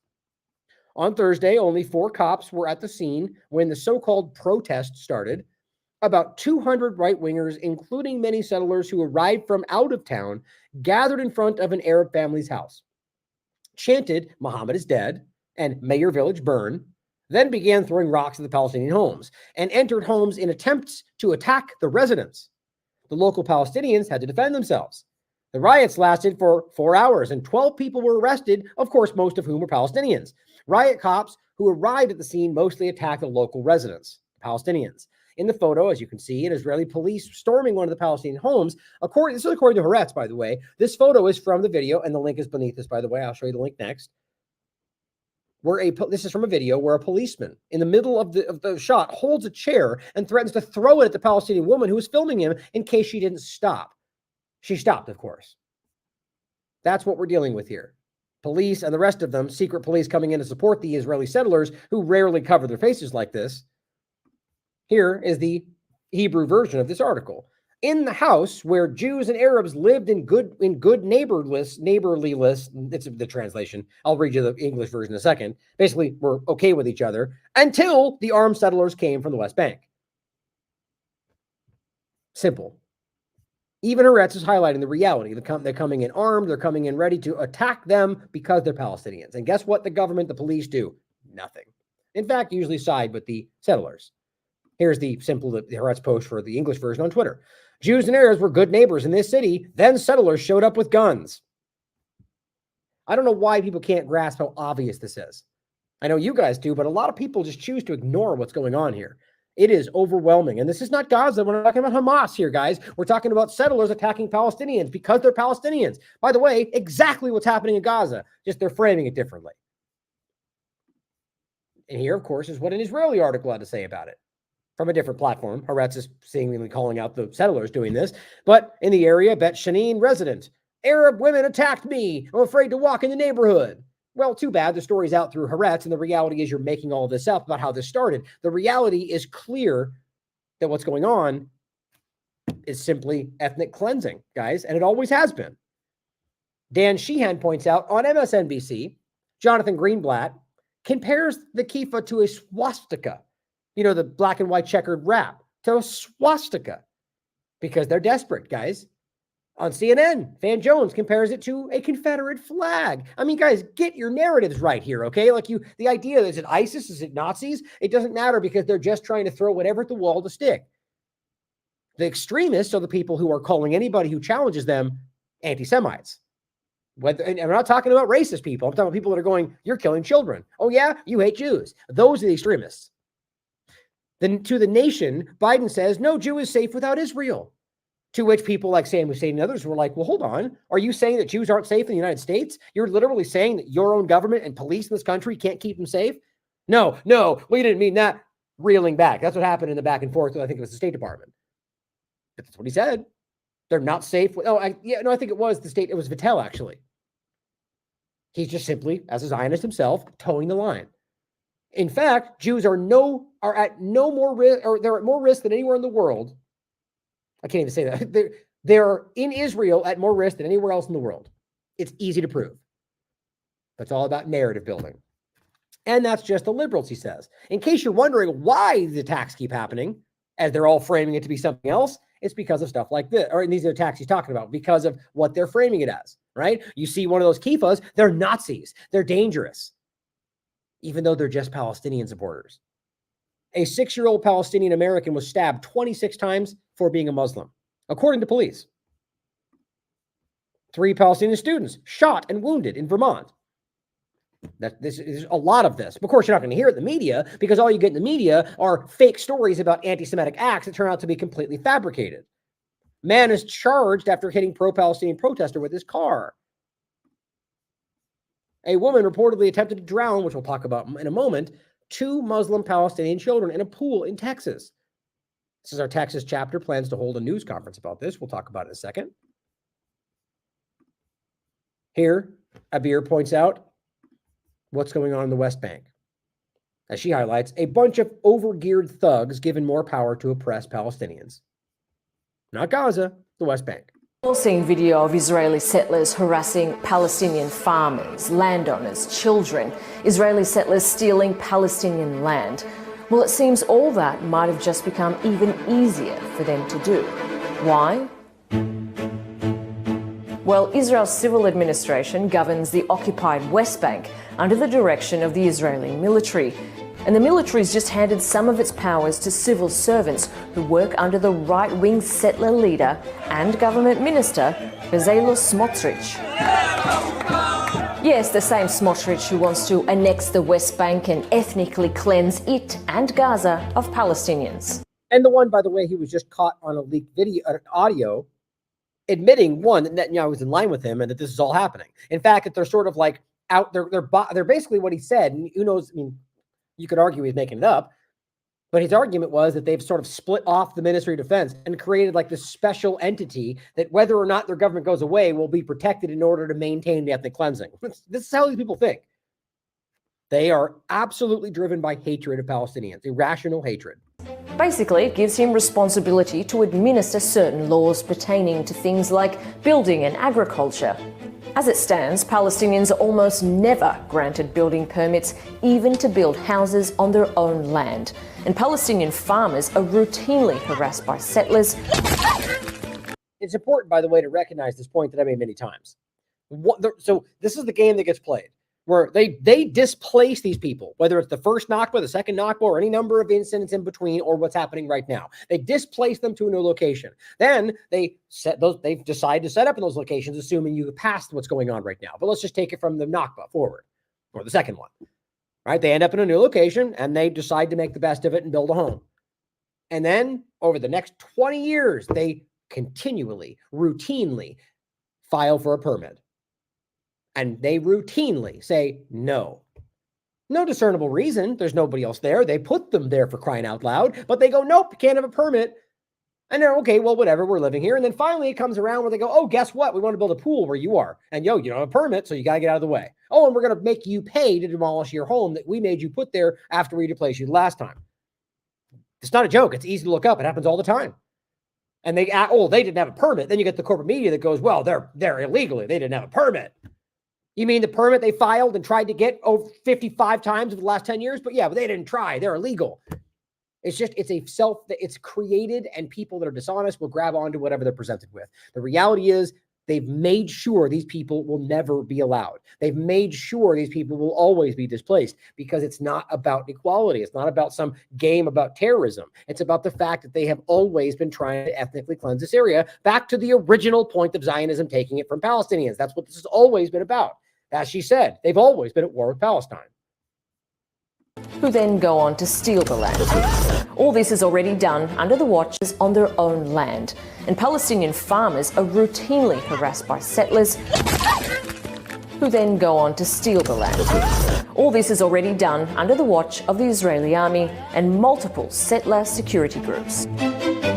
And that's why this decision could have major repercussions. A radical settler leader is now in charge of administering laws about settlements on occupied Palestinian land, and also responsible for managing Palestinian communities.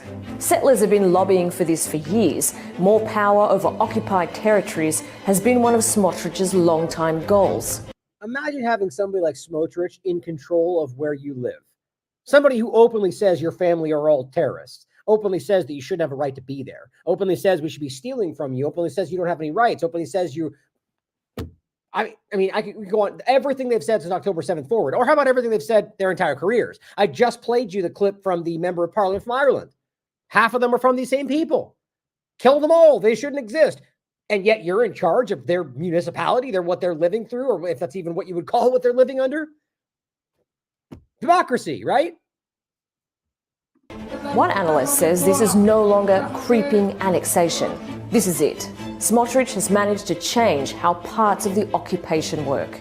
An unbearable situation for so many Palestinians may have just got a whole lot worse. Now, here are some of the actions that are being taken by these settlers. Up here, highlights. You're all losing your marbles over Palestinian textbooks and alleged textbooks being hateful, radicalizing, while Zionists are digging small graves for kids in front of a school to threaten them. Here, the Israeli settlers dig small graves in front of a Palestinian Bedouin school in Jericho, West Bank, to intimidate children. And if you think this is something that is not real, it's been happening for quite a long time, in fact. Here, Israeli settlers, this is an article from January 2025, Israeli settlers dig graves to threaten Bedouin communities in Jordan Valley. West Bank spike in Israeli killings of Palestinian children is from August 28, 2023. Oh, so it didn't start on October 7th. Okay, just making sure we're on the same page. This is not new. They've been attacking and killing anybody, raping, pillaging, destabilizing, ethnically cleansing these areas for a long time. And there's a reason they act with impunity, because they seem to have it. The government doesn't care what they do, and they know that. Spike in Israeli killings of Palestinian children, end systemic impunity for unlawful lethal force. They were screaming, Human Rights Watch was, in August. They're killing children. Here's another article, as many people have highlighted, October 6th, 2023. 2023 is the deadliest year for Palestinian children. Well, clearly now it's going to be 2024. But the point is that this is before all of that. So they already were killing the children. They were already displacing. They were already occupying. But you all know this. It's the liars out there that need to understand what's going on, or the ones that don't want to see this. Here's the journalist, Matasam Adalul, notes to the blind world. Today, Israeli occupation forces kidnapped 80 Palestinians from the West Bank. This is yesterday, guys. This is one of the pictures from the main shot today. 80 people from the West Bank. I mean, whether they're building up for the exchange, so that's what they did last time, so they can give people back that they don't need to give, whatever's going on. These are Palestinians, not Hamas members, that are being detained, some of which never get released, half of which come out emaciated, some of which come out missing limbs. All of them with stories of torture, punishment, eating dry rice. That's what they're, and compare that with what you've seen on the other side. It says number of Palestinian hostages in Israeli hands rises to 9,360. That's what we can prove. Some of the hostages have been enduring harsh conditions for more than 40 years. 40. Many without charge, mind you. None of the UN, US, or EU officials or institutions have met or hosted families of the Palestinian hostages to listen to their demands. What about all those ones? This is the West Bank. Now, we just talked about the idea of October 7th, foreknowledge, and the Hannibal Directive. I just had one point I wanted to highlight. Here's our show from June 18th that I recommend you check out. It's undeniable. Here's a clip that I wanted to include that Decensored News just shared with me. Oh, I think I did actually download it already. And it's important to understand that Matt, I haven't even watched this yet. They said I saw it in my chats as we were live, and I wanted to grab it and include it. As it writes, in response to questioning by Sam Husseini about Israel's Hannibal Directive, Matt Miller claims he's never heard of it. I mean, they are so bad at this. They've done this before where I think it was John Kirby who tried to act like he doesn't what was the word? I'm trying to remember what it was now. If you remember in the chat, let me know where Kirby was like, what? I've never heard of that before. And you know for a fact they know what it is and they're lying about it, which just makes it all the more clear. Maybe that's on purpose. I don't know. But you know damn well they know what the Hannibal Directive is. There's documents about this. It's probably in their little flip book right there. Here's how they just pretend it's not true. You know what that shows me? That it's obviously important. Talk about the hostages. Israel has a Hannibal Directive in which it has orders in place to kill at least its own soldiers, lest they fall into the hands of Palestinian groups. And there's substantial reporting that in fact, was utilized on October 7th, not just against Israeli soldiers, but against civilians. Are we not now in a situation where Israel may be using the Hannibal Directive, not just on Israelis, civilians and military, but on U.S. citizens and other foreign nationals? So I am not familiar in any way with either that supposed directive or those reports. And so you've never heard of the Hannibal? Certainly would not want to comment on it. You've never heard of the Hannibal Directive? I thought you wanted to go out of the region. Sure. Julian Assange. Yeah. Wow, guys. I mean, how clear is that? Very quickly. Don't even let Sam follow up. Oh, no, I don't know what that is. Go, you next. They know, guys, because the world knows, because literally everybody can see what's happening. And to Sam's point, it's not just their own military. It's also their hostages, both civilian and military. It's also American Palestinians, and it's also American hostages. Not like one is any more important than the other. But the point is that they know this. They know that Israel's acting with action that could take the life of Americans as the American government, and they don't even care to comment on it. In fact, they gaslight and go, we don't even know. Fake news. Next story. How embarrassing. How disgusting. These are criminals. So here, if you want to make sure you watch this, guys, and this is just my compilation on that day of the information that I think was important.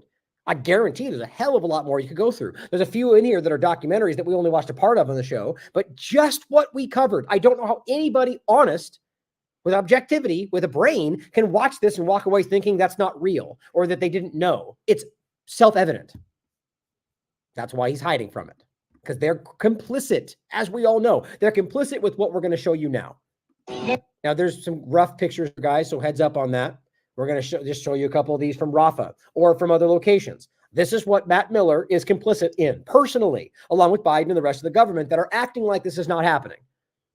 Sarah Wilkinson shares this from the 21st. Severe content warning. The Israelis carried out a new massacre in the Al-Mawasi camp. My point is to show you that they've been bombing Rafah, despite the narrative, despite the claims, even despite Netanyahu saying we're going to tone this down. And this was before that, but this continued to this very day. 14 people were killed in Al-Mawasi. Again, the safe area. On and on and on. This continues to happen.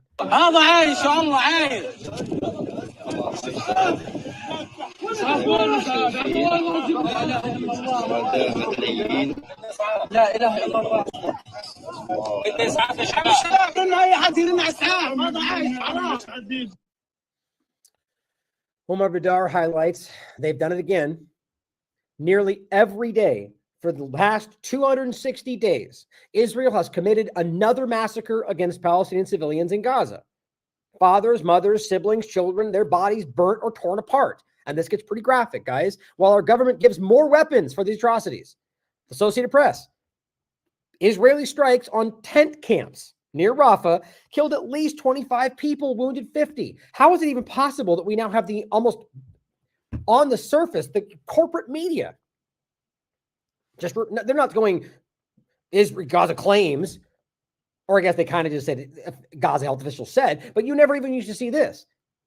It used to be whatever Israel claimed happened. And now you just get there because that's impossible. They know the world sees this. I don't think this is genuine. I don't think they're on the side of good here. But at the end of the day, they're just bombing tent camps. That's what's actually happening. There's no tunnels. There's no Hamas presence. They're not even trying to prove that anymore. They're murdering children because they're going after Palestine. Alonzo Gurmendi highlights this is how it always goes. Israel does something unconscionable. Everyone is shocked. Israel is outraged. How can you anti-Semites possibly think we would do that thing? And then Israel does that thing 78 times in a row. Over and over and over, this continues to happen. Why Matt is trying to hide from the truth. Omar Badar highlights, and we read some of these briefly yesterday, if 100 Israelis were killed in the last 24 hours, it would dominate your headlines, so we all know. And our politicians would be competing to give speeches about condemning the massacre. However, when you have 101 Palestinians, not Hamas, but Palestinians killed by indiscriminate bombing, many of which include likely hostages, Americans, when they get slaughtered, you get hardly a mention from the media. No word from our reps or president, of course. Just ignore. Doesn't matter. We've yet to confirm. That's what you get from Matt Miller. We're investigating. But of course, the other side of it is we condemn the massacre because Israel said. So you don't have to wait to confirm that one. Oh, that's interesting. That seems like a clear contradiction. As well as the fact that we just showed you this, the municipality of Gaza highlighted that the occupation targeted their municipality staff while they were repairing water wells. You're not going to hear anything about this because there's no claims of Hamas. They're just going, oh, we don't want that. We don't want them to have the water and food we keep pretending we're trying to give them. So what do? They bomb and kill them. 48 hours, this was before the 23rd, since Israel murdered Gaza's water and environment chief engineer, along with 4 municipality officials, while they were working to restore the water supply to the famine-stricken Gaza. Not a single mention, because this is what keeps happening.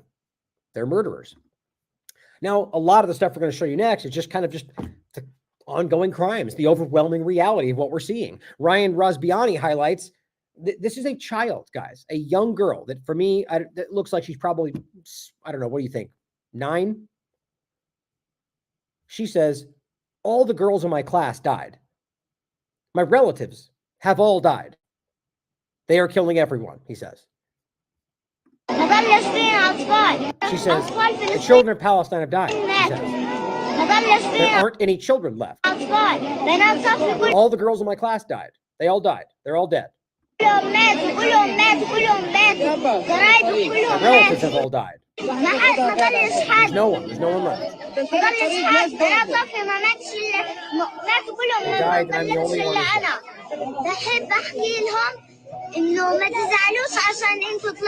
Not to be upset because you've left this world. You are very much happier than us, God willing. How sad is that? You are in the highest paradise. You are in the great paradise. You are happy.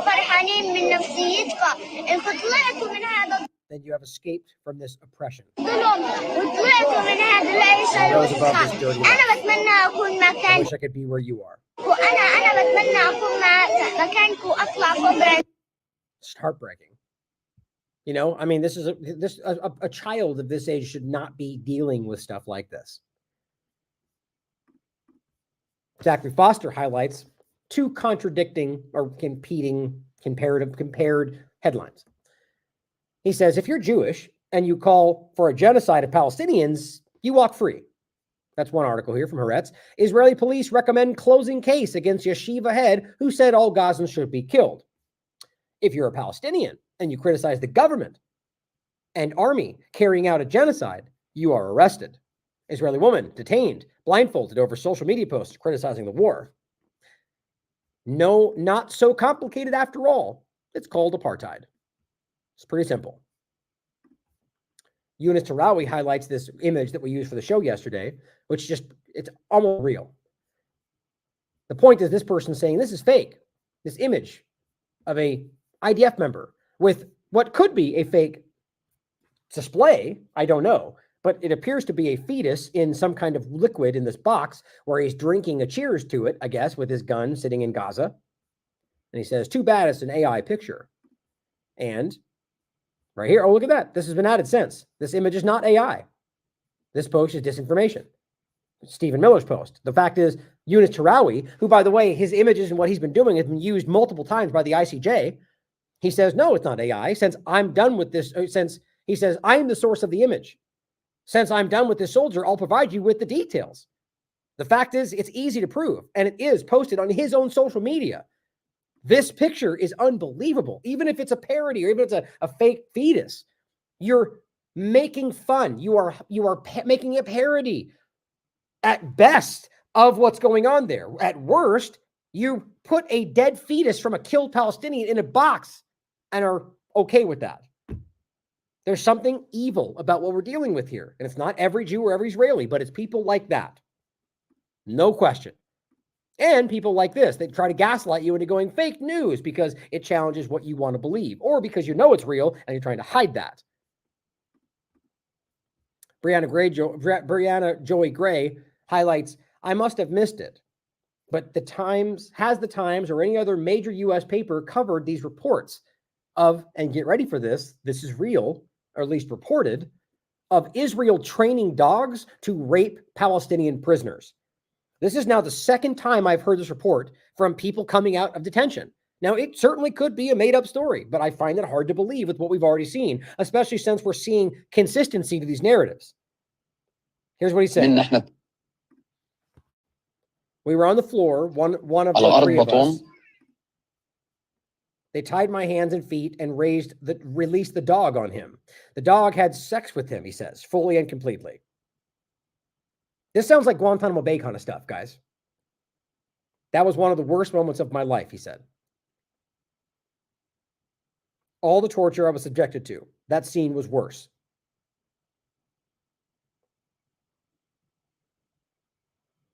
The soldier pointed at me and said, prepare yourself, you're next. I wanted to die at that moment. My God. Evil. Evil.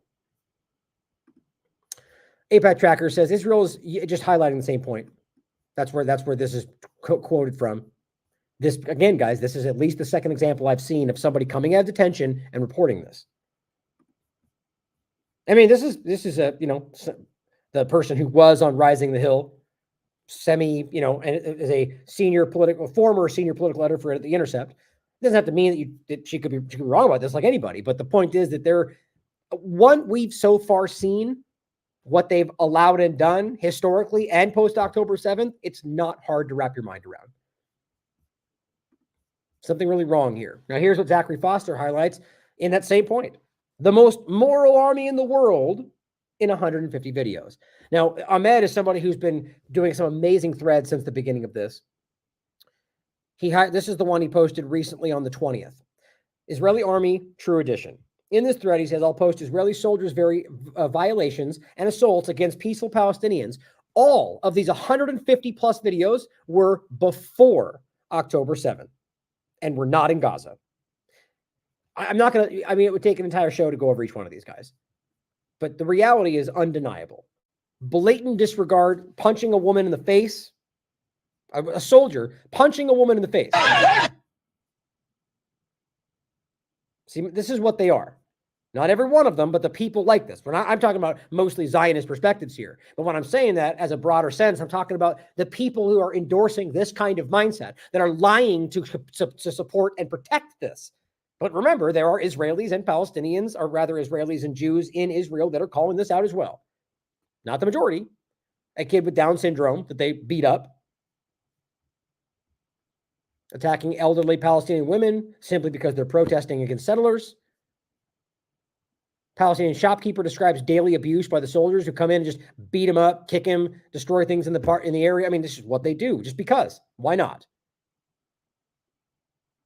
That's an apartheid for you right there. You do something wrong, they'll shoot you for it and get away with it.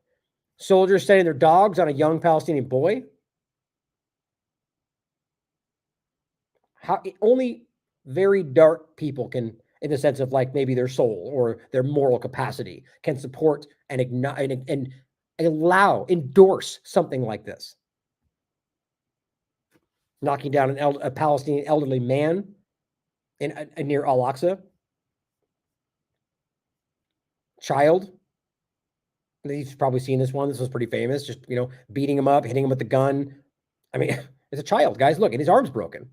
They don't care. Look at that. He's going, my arm's broken. They don't care. Monsters. Israeli soldier kneels on an elderly Palestinian's neck. Raw footage of Israeli soldiers assaulting a young Palestinian boys. The state of Gaza to this go. non-violent intifada Kicking them. was to institute a policy. What end? To what end? They're children, guys. You have them handcuffed sitting on the ground. Well, let's kick them a little bit because that's what these people are. 10 Israeli policemen pushes disabled Palestinian out of a wheelchair. You probably saw this one.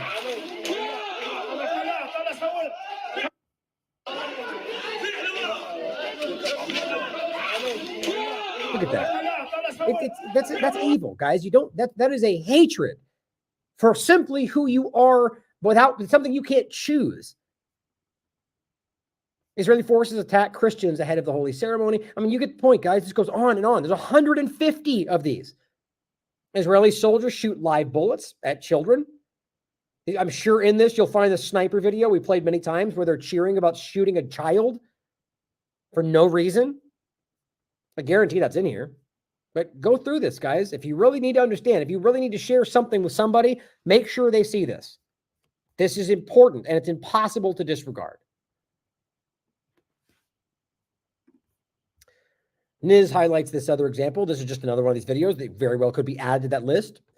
To maintain an apartheid system, he writes, as described by B'Tselem, Human Rights Watch, Amnesty, and to maintain an illegal occupation as defined by the UN, you need tools of oppression and subjugation, particularly against the media. This is the IDF çekti, silahın attacking ucuyla this member of the vurdu. media. Look at that. Muhtemelen Standing there, he gets butted with the gun. çekti, silahın ucuyla vurdu. Muhtemelen evet. Because he dares to cover what's going on. Müdahaleler tam olarak böyle Nope, that oluyor. wasn't enough. Değerli I want to hit him izleyenler. again. Bakın silahın tekini Aim your gun at çekti. him. Vur beni dedi. Arkasını döndü gazeteci. Boğazını That sıktı ve seem yere like yatırdı. democracy to you? Görmüş olduğunuz gibi çok sert That müdahaleler happens var. every day. Çok sert müdahaleler var. Every Çok day. sert müdahaleler var. Look at what they're doing, guys. How do you explain that? İşte Why aren't the gazeteci, other soldiers Müslüman, jumping in out of disgust? sivil, How dare you do that? You're ayırt breaking the etmeksizin rules. Nope. buna benzer Those are the silahın rules. ucuyla çok sert vurdu. The apartheid Halil rules. Halil geri çek. Halil geri gel. Halil geri gel. Gel Halil. This is the life they live under, Okay. guys. Oh, now you're going to get in trouble for Okay, filming it. calm down. Oh, get out of here. Okay. Yep. Okay. Free press, right? Şu an silahın tetiğini bile bize doğrultmaya I just don't even know how it's possible that this could be covered up for this long.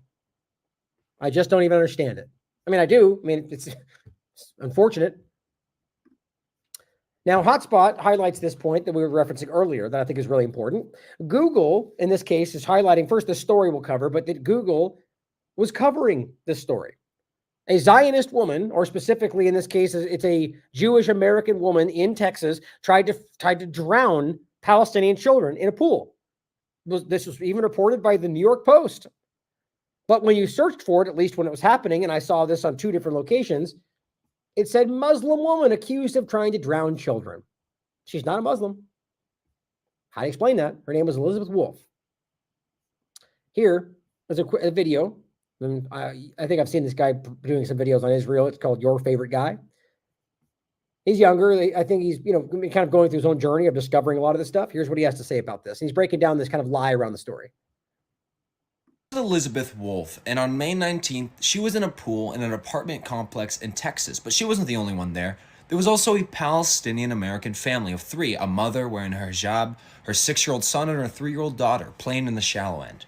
And when Elizabeth heard the mother speak a foreign language, she approached them, interrogating the mother about her race. And when the mother said that she was Palestinian, Elizabeth Wolf jumped into the pool and dragged her son and her daughter to the deep end to drown them. And as she held her daughter's face under the water, she snatched the mother's hijab off of her and beat her with it. The son was able to escape, but the daughter couldn't, and her lungs were filled with water. But luckily, she survived. But that's not where it ends. When Elizabeth Wolf was arrested, she yelled out to a bystander, comforting the mother, and said, "Tell her I will kill her and kill her whole family." But it doesn't just end there. This incident just hit the news, and I want to show you what happens when you look up Elizabeth Wolf's name on Google. So here I am, looking it up. This is from my phone. I screen recorded this, and it says, Muslim women accused of trying to drown children. I only Now, to understand what you're seeing right there, it's sort of like I don't know if it's an AI thing like Grok or whatever, but it's, it's what Google itself is presenting as sort of like the search result, not necessarily the links beneath it, right? And as far as I can tell, that's no longer popping up because it's been called out, I think. But the point is that is a Google thing and nothing else, which tells you something. Question is, why the hell does it say that? It doesn't even say the word Palestinian. The Muslims were the victims in this situation. What it should say is Islamophobe accused of trying to drown 2 Palestinian children. But it doesn't. At best, she's a murderous Islamophobe enraged by Israel's propaganda and the Western media. And at worst, she's a Zionist trying to murder another Palestinian abroad. About a week ago, I put together a video where I talked about multiple instances over the past few months where Zionists, driven by their hate, murdered or injured somebody in countries all across the world, and this just adds on to these attacks. Now, Elizabeth's bail bond is set at $40,000, but they're not even treating it like a hate crime. They're not even investigating this for a hate crime, and I think it should. And I think that bail bond needs to be set much higher. Please share and repost and copy the link on this video a bunch of times before you leave so more people hear about this. If you want to do something to help Palestinians, I have a ton of links in my bio that you can go to. Thank you, and free Palestine. Now, I remember, I'm sure you can suss out we've talked about hate crimes more than enough. I think it's ridiculous if the crime should be a violent act. To pretend that because it was motivated by some racial sentiment it's inside that person's brain, which I don't know how in the world you can prove it based on your perception, which again, I understand that you can clearly see based on her statements and everything else that it was motivated by that. But you don't know this. It's your perception of what you're looking at. You understand, in a court of law. So the idea of folding in hate crimes, it is politics. And my point becomes, this is where they're using this concept to say your words are crimes. The crime was the fact that she tried to drown children. Charge her with those crimes, attempted murder. So I don't agree with the sentiment of making it worse simply because it's motivated by hate. I think it's wrong. It's not the system is based on the acts and the crimes committed, not the sentiment behind it. That's a very dangerous thing that's going on, even though we can see that. That is her. Feel free to call her out for her racist sentiments, but she's allowed to say whatever she wants. The act of hurting those children is a crime. We need to be careful about how these things are, even if it's something we agree with, or rather we can perceive it as wrong because of the attack on people because they're Palestinian and recognize that from an agenda that they're hiding. But we still shouldn't fall into that trap of going, yeah, it's a hate crime, because I just disagree with how that's used. This person underneath this says she's not a Zionist. She's a United States citizen. And I don't know which Google you use, but apparently yours is broken because it doesn't show up as much anymore, as far as I can tell. And the fact that people don't like Palestinians is because most of them support terrorists. It's clearly you get where this guy's coming from. This woman will see her day in prison, and she is convicted of what she's accused of, but makes no mistake about it. Palestinians are the cancer of the earth. Wow, real objective. But my point is to highlight this stupid sentiment. She's not a Zionist. She's a United States citizen. So this is a propagandist, in my opinion, or a wildly uninformed person with very extreme and proud opinions, even though they're uninformed. Are you unaware that Biden is a proud Zionist? Have you not heard the president of this country say that? So because someone's a U.S. citizen does not mean they're not a Zionist. They're trying to water down this conversation and make it only about the evil Palestinians because that's desperate. But I think it's hilarious that people, you could make an argument that might be convincing without just being so wrong about information, but that seems to be the whole shtick for Israel. Just lie aggressively with lacking of facts and hope that they just don't know any better. Lazy. The point is, obviously, the truth is more Zionists are Christian these days than they are Jewish. In any case, it's all about manipulating the religion or the government through their agenda. But here's what the New York Post said. Drunk woman allegedly tried to drown 3-year-old Palestinian. So I think this is kind of the thing this drives me crazy. Now, I understand that when people are charged with a crime, that should be innocent until proven guilty, right? Of course, that should be the case. But it's not allegedly tried to drown them. She 100% on the record by multiple witnesses. She tried to drown the kid. That's not debatable. The alleged crime is about whether she tried to kill them, right? Like, were you trying to kill? It's allegedly tried to murder these children. That you could say. But this is them trying to water down what happened, like making you wait. Maybe they're lying. Maybe it was the Palestinians that attacked them and she was defending herself. Because this New York Post has been famously one-sided around Israel right now. So it's just a misuse of, just like the other side of it with quotes. It's the same damn thing. It's not allegedly trying to drown him. She tried to drown these children, clearly spewing racist remarks, because she did. Now you can read this. It's the same point. Read it for yourself. But it's even New York Post is forced to highlight this reality. She did it because they're Palestinians. She hated them. She tried to kill them. And she screamed those things out. Now here, by the way, in case you're confused about how that's a sentiment or how that's happening, what Zionists are thinking and what they're actively telling the world. You know, the exact opposite of what your governments around the world want you to think that they're actually saying. Here's what she had to say. This is a Zionist speaking on the record about what they're going to do to all Palestinians.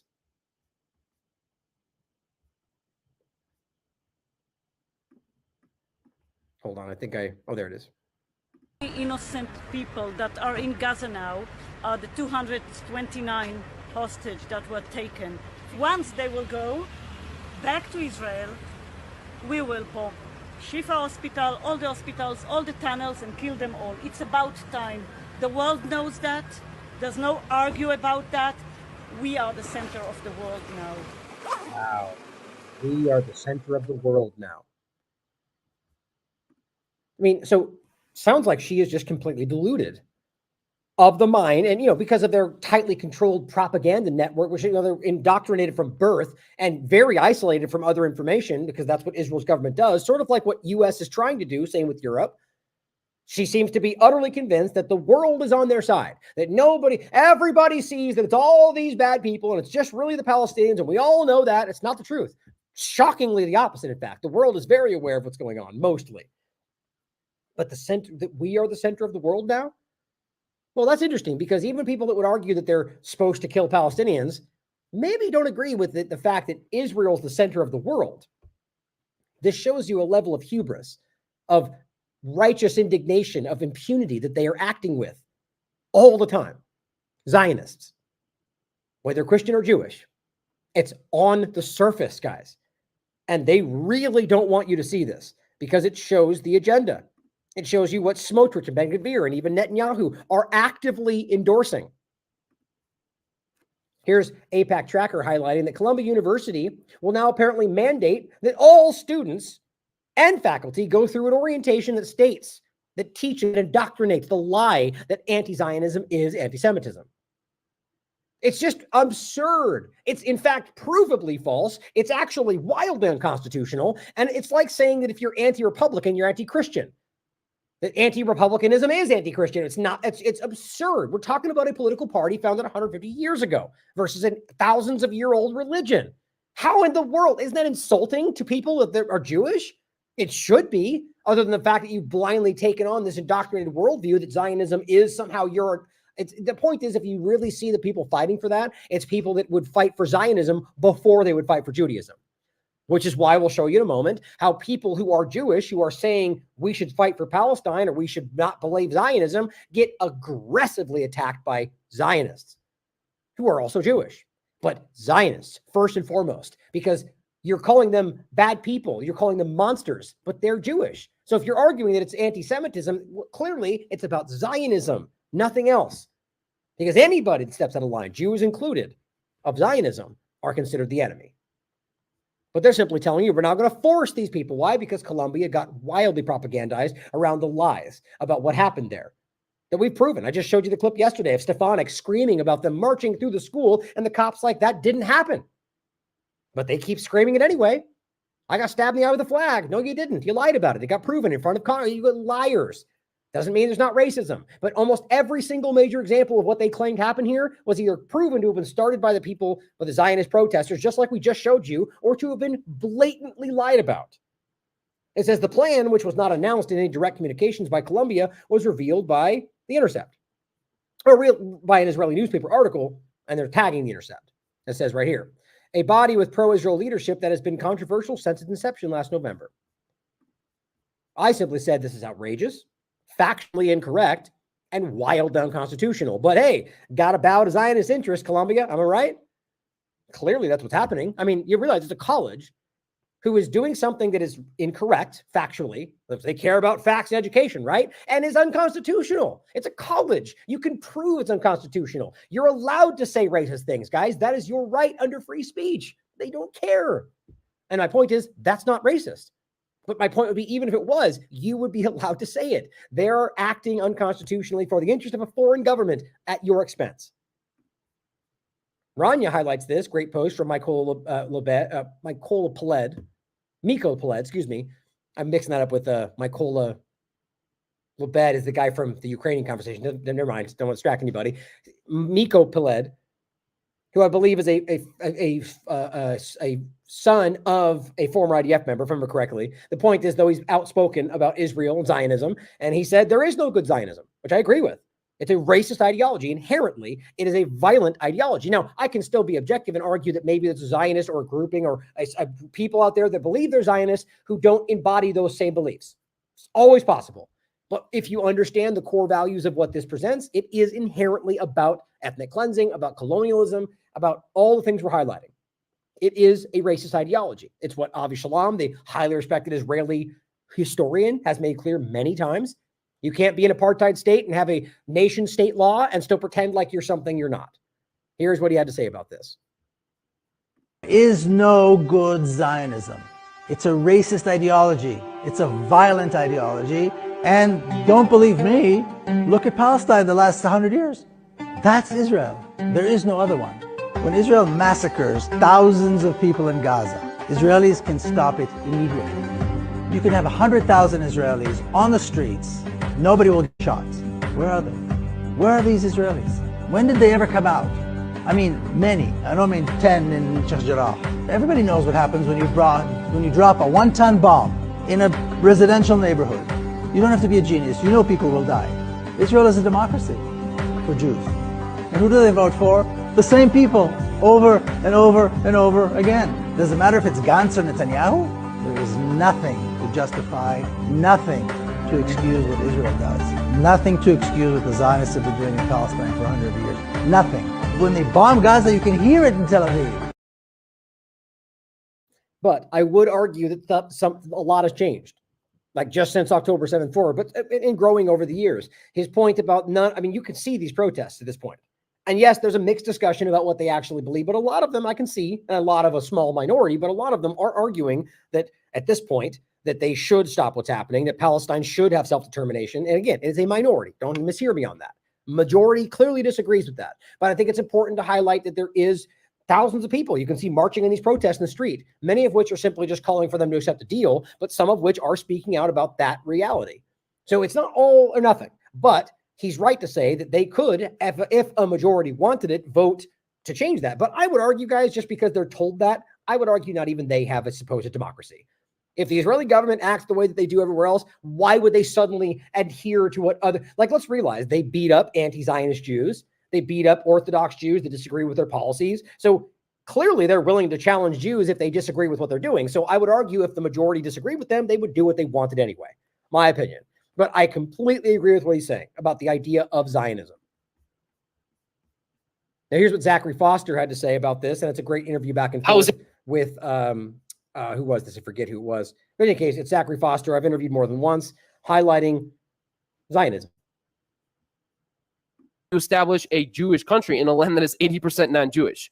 Ask yourself that question. And by the way, all the Zionists did ask themselves that question. And they all, for the most part, almost every major Zionist thinker from 1880 to 1948 asked that question. And the majority of them landed on a similar answer, which was these people, they have a strong national identity. They have deep roots in the country, and they're not going to leave voluntarily. And so there was basically only one real practical solution to solving the problem of the Arab question, as it was known then. It was transfer. That's how they called it back then. Now we would call that ethnic cleansing. Make no mistake, the early Zionists, they saw themselves as colonizers. They call themselves settlers, still to this day, by the way. But to this day, I mean, really, in a very profound sense, the head of the Palestine office, the executive office in Palestine for the first decade and a half of the 20th century, Arthur Rupin. So he is born in Poland. His first hire for that office is a German official who had previously worked in the German colonial administration that was in charge of transferring German citizens to Poland to try and create a German demographic majority in parts of Poland. And so he hired this guy. It's like, wow, this guy's perfect for the Zionist enterprise, because that's exactly what we're trying to do in Palestine, right?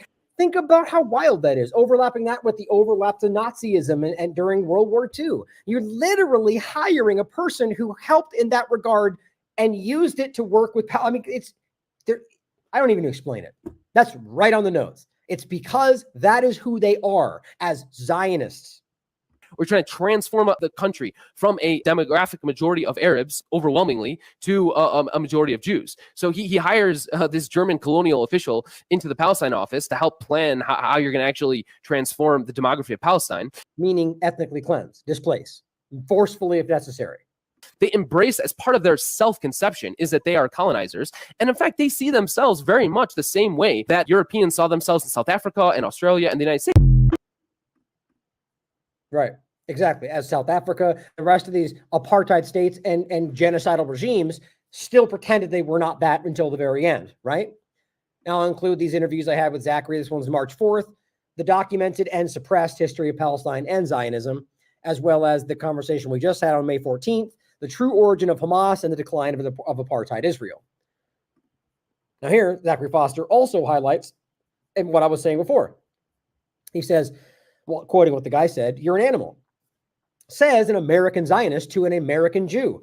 Video posted on Instagram, the most virulent anti-Semites are so often Zionists. Now that's confusing. It's because you don't understand what these people truly are. And this is the idea of what Zionism truly is, which is using the concept of Judaism. And this goes back to the origin of the reality of when this first started. It was started by Christian Zionists and the idea that it was about transferring Jews from Europe into this area. You can argue it's for their own benefit. I disagree. I think it was clearly about something much darker than that. And it's always been. And we know at the time they said they would be willing to sacrifice Arab Jews in Arab countries to get what they wanted. We know they aligned themselves with Nazi Germany. That's all. It's on Wikipedia, for crying out loud. So we realize that when you can see them attacking people who are also Jewish because they simply have a different opinion about Zionism, again, same point. It's because it's always been about Zionism.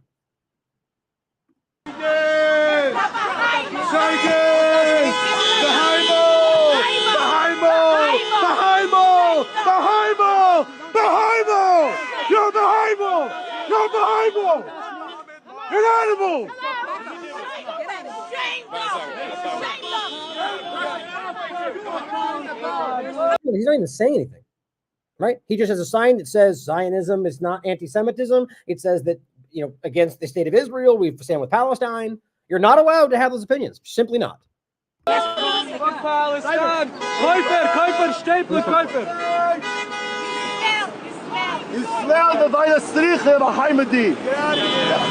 You smell, you're an animal. Very kind, right? And he didn't even say anything. He just has the wrong opinion. Very accepting, right? Quite the democracy. In this case, we're talking about Zionists in the United States, but the same point, very democratic of them. And again, to Zachary's point, more often than not, the most virulent anti-Semites are Zionists. Pretty interesting. Here is a Christian priest speaking about Christian Zionists. I found this to be really interesting. He says, show me one other context in which a dispute is solved by someone referring to what their God told them. That's Zionism. I'm calling for repentance from Christian Zionism. And I want you to try to understand Zionism or Christian Zionism from the perspective of Palestinians. Try once to explain Christian Zionism to a Palestinian. Try to persuade him. Well, I know you've been living in this land for generations upon generations upon generations, but there is this God who promised your land to someone else.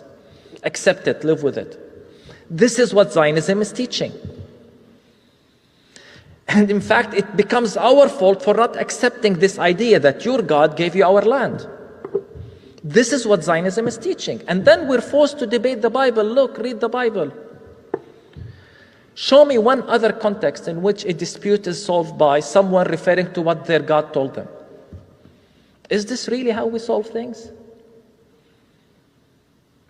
And you have to understand that, when they refer to it as a struggle, when we talk as Palestinians about our land, this is not a political statement. This is land we've inherited and farmed for generations upon generations and upon generations.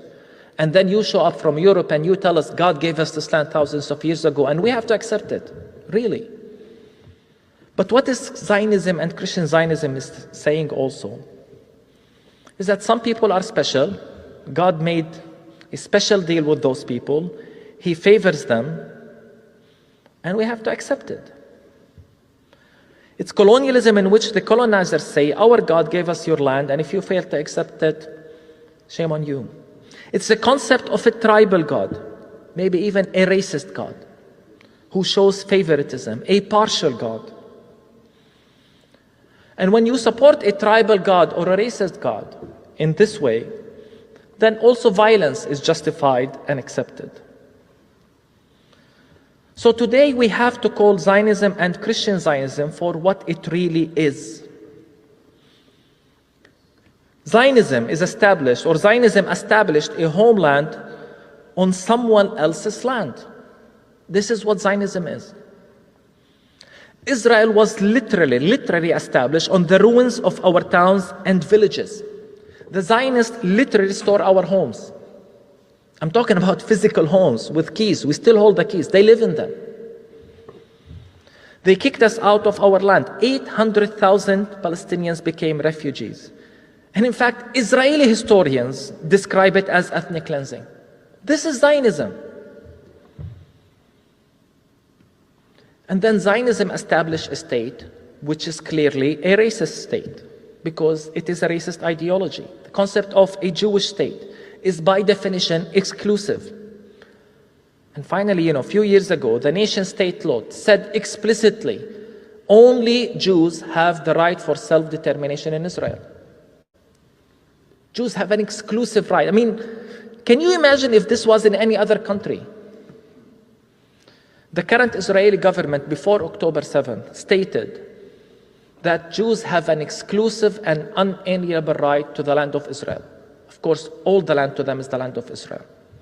And today, as we see the religious Zionist discourse in this war, which openly and unapologetically called for the genocide and ethnic cleansing of Palestinians, celebrating the killing and starvation of Palestinians. So let's call things for what they are. Zionism has become an apartheid state. Zionism has created an apartheid state. Read the reports. Read the studies. Or ask South Africans. I think they have a thing or two to tell us about apartheid, right? You know what they tell us all the time? What you have is worse than the apartheid we've had. I've heard it from so many South African theologians and diplomats.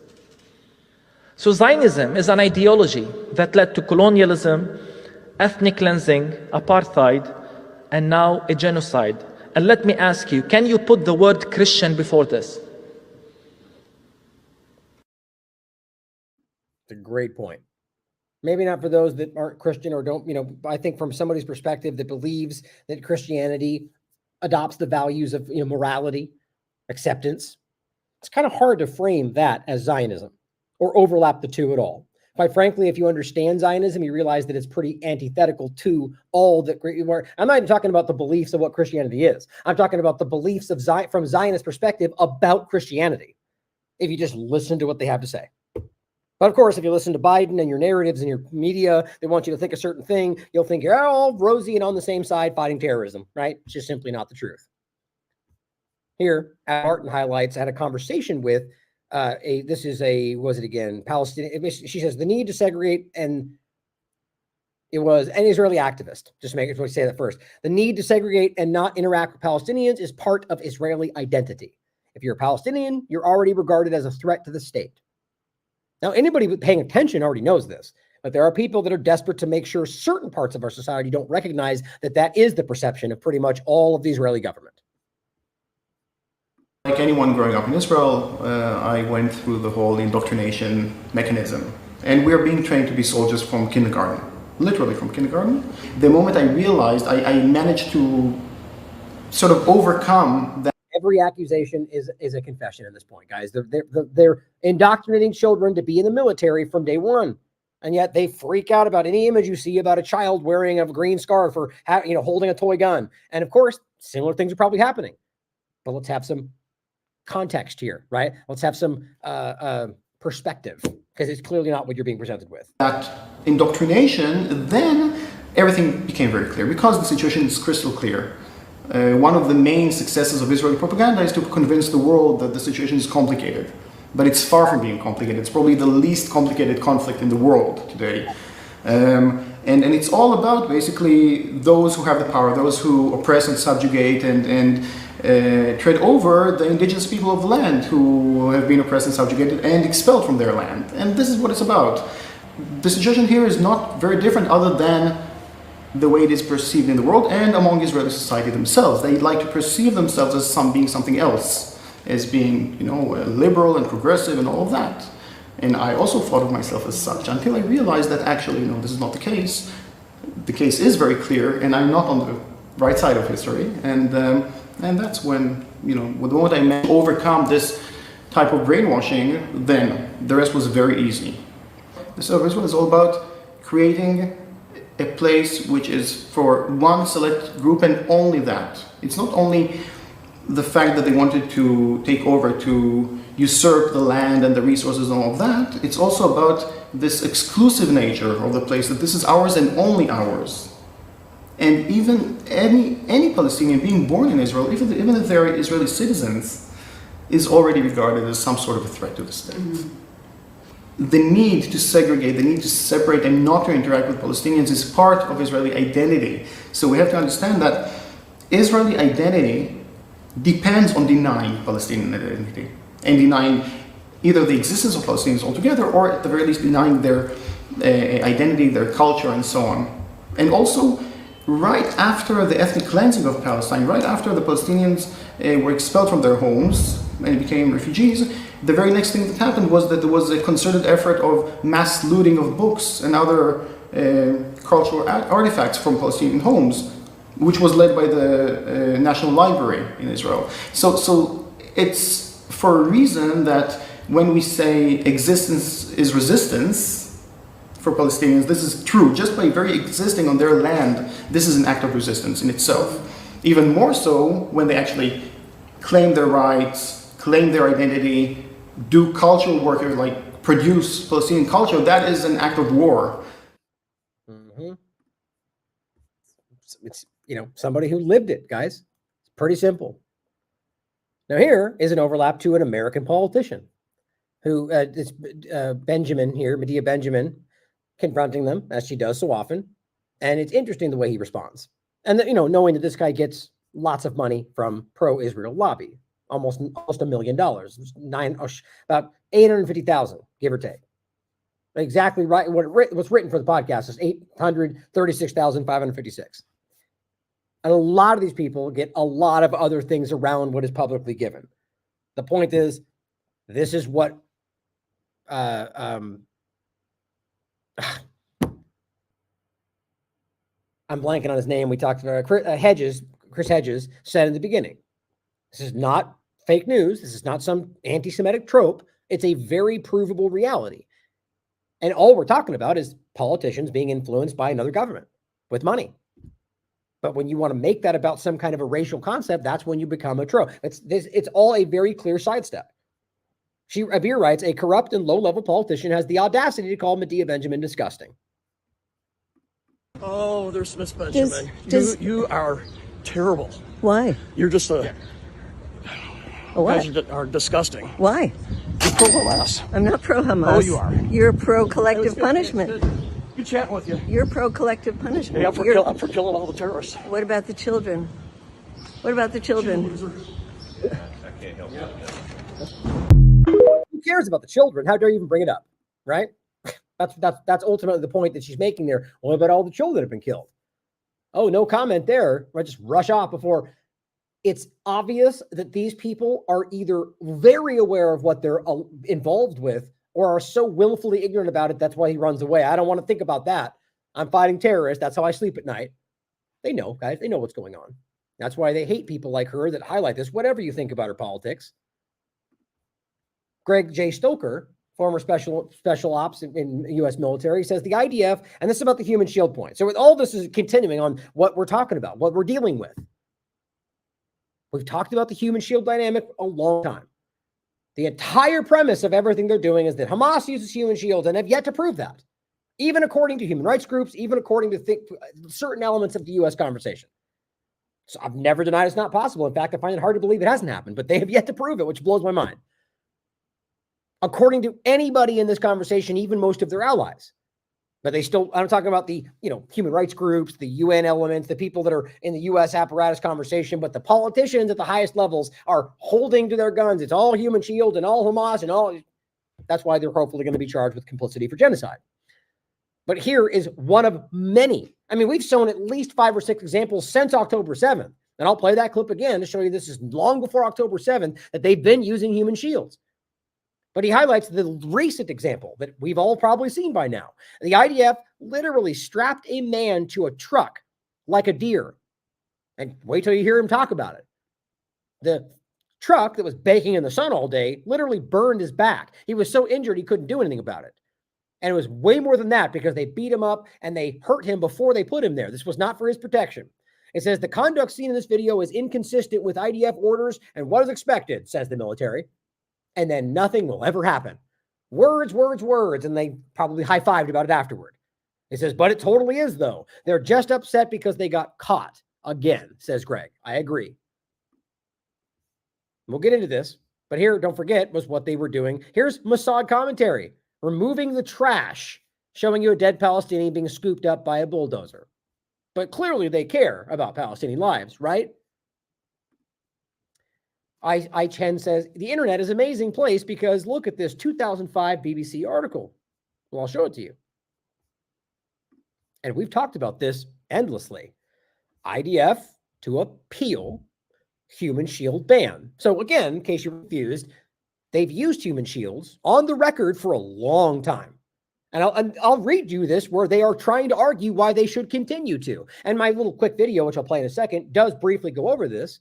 The point is, after this, when they were forced to at least state they wouldn't do it, but they kept doing it, they just shifted to calling it the neighbor procedure, which, by the way, was then also acknowledged to be a crime, and they just have never stopped doing that, which, by the way, was never stopping any of it. They just shifted names and words like the U.S. does all the time and hoped you would not pay attention, and then when called out for it, they just never cared. But here's an important dynamic in 2005 on BBC. IDF to appeal human shield ban. Again, because they were using human shields and they didn't want to stop. And it says the Israeli military believes that the use of Palestinian civilians, children and otherwise, can often diffuse a tense situation. But of course, puts them at risk, which means it's a crime. There's no way around it. Now, even if your intentions are the best, it means you're taking a civilian, usually against their will. Even if it's not against their will, they're being asked by a gun, right? With a IDF military person saying, come help us, which is what they use with the neighbor procedure lie. Even if they're agreeing to it, it's still considered a crime, understand? But in this case, they're not. But the point is that they are being used in a situation that then, why does it diffuse tension? Because they're hoping if they're there, they won't shoot. In some cases, they do, and they get killed. And that's why it's a human shield. It says, Mr. Mofaz, and this is the defense minister of Israel at the time, is also set to argue that alternative methods of apprehending suspects, such as through bulldozers, would endanger lives of everybody. Oh, right, because the alternative to using a child as a human shield is blowing buildings up and rolling them all down with bulldozers. Or how about being a military personnel with a gun and going in there? No, we can't risk our lives. Can't do that. I mean, this is like police quibbling about this is the equivalent of a fireman going, I don't want to go in there. I might get burned to death. That's your job, man. The idea that you're afraid to get hurt, so instead you use bulldozers without you being there or, being protected, shielding behind the cage around the bulldozer or using children in front of you to stop them from shooting is all about protecting your life as a military soldier who's supposed to be going in there and risking their life to accomplish what you're trying to accomplish. And your only comparison is, bulldozers and we might kill everybody. Well, yeah, we're sure as hell seeing that right now, including your own people. But it says an Israeli Supreme Court issued its formal ruling in 2005 saying the practice violates international law. That's on the record. It had already issued a temporary injunction against the practice in 2002 after a teenager was killed when the troops made him negotiate with a wanted militant. So not only did they bring him along, they sent him in to negotiate and he got killed. That's the kind of thing we're talking about. And after 2002, when they said injunction, guess what? They never stopped doing it then either. They don't care about their own courts. It says the court ruled out both the placing of civilians in front of soldiers, human shield, on operations and an early warning procedure employed by the Army. All of human shields, guys, it's what this is. Again, that's what they named it, human shield ban. In this practice, the Israeli army would force local Palestinians to approach the homes of militants and ask them to surrender. There's no way you misunderstand this. So what Ison is pointing out is you can still find this stuff online. Now, he also tags this shot, which we've shown you before. Friendly neighborhood comrade says this photo is from 2004, which you've seen 20 years ago. Occupation forces using human shields. Then highlights Sky News, who is reporting this story we're going to get to, and says Israeli soldiers strapped an injured Palestinian man to the front of their truck after an arrest. Interesting, as they forgot the word human shield all of a sudden, right? It says, so I can assume you'll run some pieces on how Israel's committing blatant war crimes, right? Right? Of course not. That's Tiberius saying that. Now, under this, I believe, here's my article. I'll show in a second, where you can clearly see that. I thought that was a fact check there. BBC article. Actually, I'm going to keep that for later. So here to the story at hand, here is the guy that was strapped to that Jeep. He was beat up to the point to where he was immobile. He says the first soldier who stormed in stepped on his head, which, by the way, you just saw right there. We'll get to it in a second. And the effects are obvious. As you can see here, the effects of the beating and the abuse that he went through. So he says, I was injured in my leg and my hands, as I told you. They grabbed me by the injuries and started to beat me. That's what he's saying. On the injuries. Also, may God bless our Prophet Muhammad, he says. And you look at the image of his fractured arm. They grabbed me with two of my legs and two of my hands, and they started to toss me around.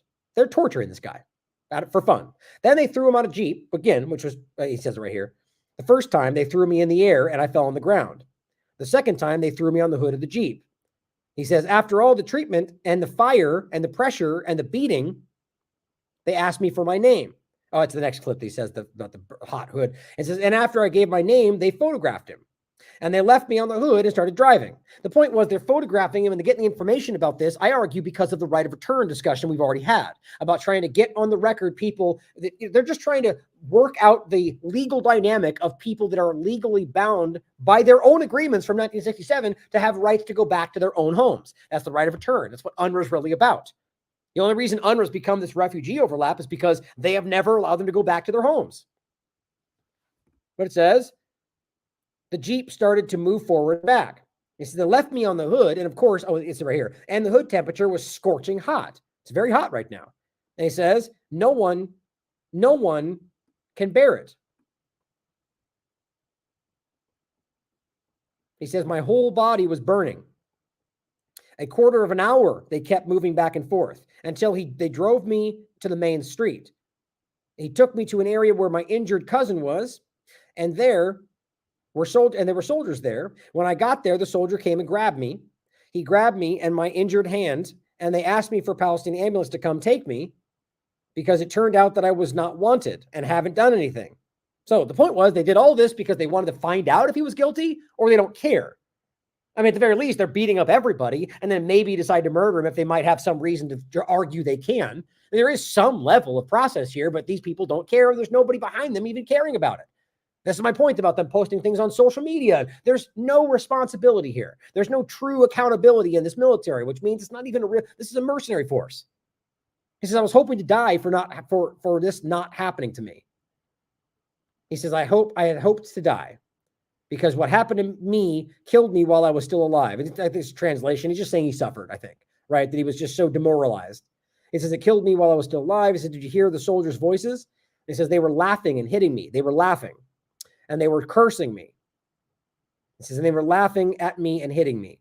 And they didn't like, and if they didn't like it, they would hit me more. If I screamed, they would hit me more. So here's another one. Suppressed News put this out, and it's a clip showing, this is a Al Jazeera breakdown where they translate what he's saying. At my hands and two others my feet, then started swinging me left and right. I fell to the ground twice, and on the third attempt they shoved me over the hood. It was extremely hot that my back was burnt. They drove me back and forth for 20 minutes. I had hoped to be dead before the Israeli soldiers arrived. I had expected them to attend to my wounds, not to beat and batter me. while I already had 2 critical injuries. Nida Ibrahim is in Ramallah in the occupied West Bank. Harrowing testimony is what comes to mind, Nida, about what that man had to deal with. What else did he say to you?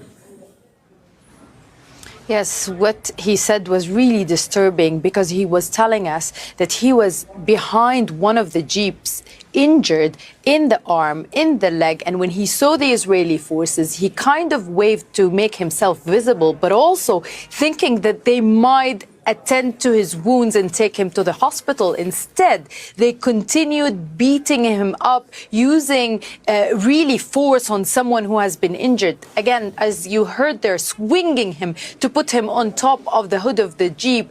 Now he says not only is he affected by the pain in his arm and his leg, but also his back with the blisters, because it's already hot now in the occupied West Bank. So imagine a moving vehicle that he's being put on top of while being injured and wounded, what that can add to his pain, to his trauma. He's now talking about, a long recovery time. So you're talking about Palestinians who are just going about their daily lives. They can get shot, but also can get mistreated, put on a vehicle. He was saying that the Jeep kept driving back and forth. He was scared that the soldiers would push the brakes, basically making him fall from. It's the same general story, guys. The point is simple. This is a person who even they deemed was not a criminal. But look at what they did to him. He's incapacitated. They stepped on his head. They beat him up. They laughed at him. They burnt him. They tortured him. And then dumped him on the side. Oh, well, you're not even a criminal. Like, that is what they're doing to the innocent Palestinians, for crying out loud. Think about what they're doing to the people that they deem a threat, whether or not they're actually a threat. His name is Muhad Abadi. Muhad Abadi. He provided testimony regarding what happened. And this is not a unique situation, guys, as we've covered many, many times. As the beer highlights, Western media suddenly don't know the term human shield. And the level of coordination with the use of strap is fabulous. All of them said the same thing. They strapped injured Palestinian. They strapped his wounded Palestinian to the Jeep. They strapped him. Yeah, it's otherwise known as a human shield, guys. Funny how you're willing to scream that narrative with no evidence from Israel, but the moment you get vivid examples of it that go viral, you guys can't even find the words because you're all a bunch of propagandists. Now, we've covered this. I'll play the clip now just in case you haven't seen it. But our show on this from November 9th, and I think there was a clip just about this, but the open secret of Israel's use of human shields, like almost every other thing we've talked about, is easy. And I mean shockingly easy to prove if you just care to look. 2013, Palestinian children tortured, used as shields by Israel per the United Nations. Reuters. Israeli soldiers who used Palestinian boy, a 9-year-old, as human shields avoid jail. Defense for Children International, an international human rights group. Israel forces use 5 Palestinian children as human shields. That's 2023. This is from 2017. Generally, human shields. Since the beginning of the occupation in 1967, Israeli security forces have repeatedly used Palestinians in the West Bank and the Gaza Strip as human shields. Israeli soldiers routinely use Palestinian civilians as human shields by forcing them to carry out life-threatening tasks. It was also following a high court petition against this practice, which was filed by human rights organizations around the world in May 2002, that the IDF issued a general order prohibiting the use of Palestinians as a means of human shield against gunfire or attacks by the Palestinian side. But then it goes on to say, following the order, the use of human shields dropped sharply. However, the army did not construe as a human shield the use of Palestinians, provided they consented. The army continued the widespread use of this practice, which they referred to as the neighbor procedure. Following another petition filed by human rights organizations, the High Court of Justice ruled that this practice, too, violated international humanitarian law and that this thus was illegal. And guess what they've never stopped doing? Here is the Institute for Middle East Understanding, the neighbor procedure, Israel's use of Palestinian human shields from 2012. Human Rights Watch. During military operations, Israeli soldiers routinely coerced Palestinian civilians, including children, to perform life-endangering acts that assisted military operations, the practice known as the neighbor procedure. Now, see this? Now, of course, As usual, when something like this goes viral and everybody sees the real, provable reality of what's going on, you get the reactive propaganda from very unintelligent people like Elon Levy. You run out and make some really dumb video about something that has no evidence or facts. It's just you making some dumb little skit. But this is the exactly timed. That comes out, it goes viral, and you get this stupid video from Elon Levy literally misrepresenting the reality, like inverting the reality. So we can watch them do this. You can see their policies for doing this, and you can prove they've never stopped doing this. And yet you can hear them scream human shields and yet see a shred of evidence for it. Doesn't mean it's not there, but comparing the two, and here is how he presents them in contrast. Let's learn Hamas chess. Israel uses its military to protect its civilians. Hamas uses civilians to protect its military. Its army of terror hides behind and underneath civilians. I think there's still one hiding. It's not even that. It's stupid. Like, you didn't need a chessboard. It's because he thought it was clever, and that's his clever, I guess. Using a chessboard and putting the pawns behind the front ones, which, by the way, doesn't even make sense when you break it down. But here's what's funny to me. Poor little Elon Levy, with his tiny phone camera and his echoey room, when he doesn't have the resources he did when he was a spokesman, desperate for attention, trying to make a point that hides what we all can see. These people hopefully end up in front of the Hague. This is the best they have. I find it hard to believe it won't happen. But you can see who uses human shields here, at least provably, without question. Whether both are doing it or not, it's overwhelmingly on the record that they're doing exactly that. And it goes into another point about the idea. Well, oh, by the way, here's another example, by the way, which you could argue is not necessarily human shields, but is both. This is as of the 24th. Israeli army is conducting a wide-scale arrest campaign targeting citizens of the town of Silwad, north of Ramallah. Look at what they're doing.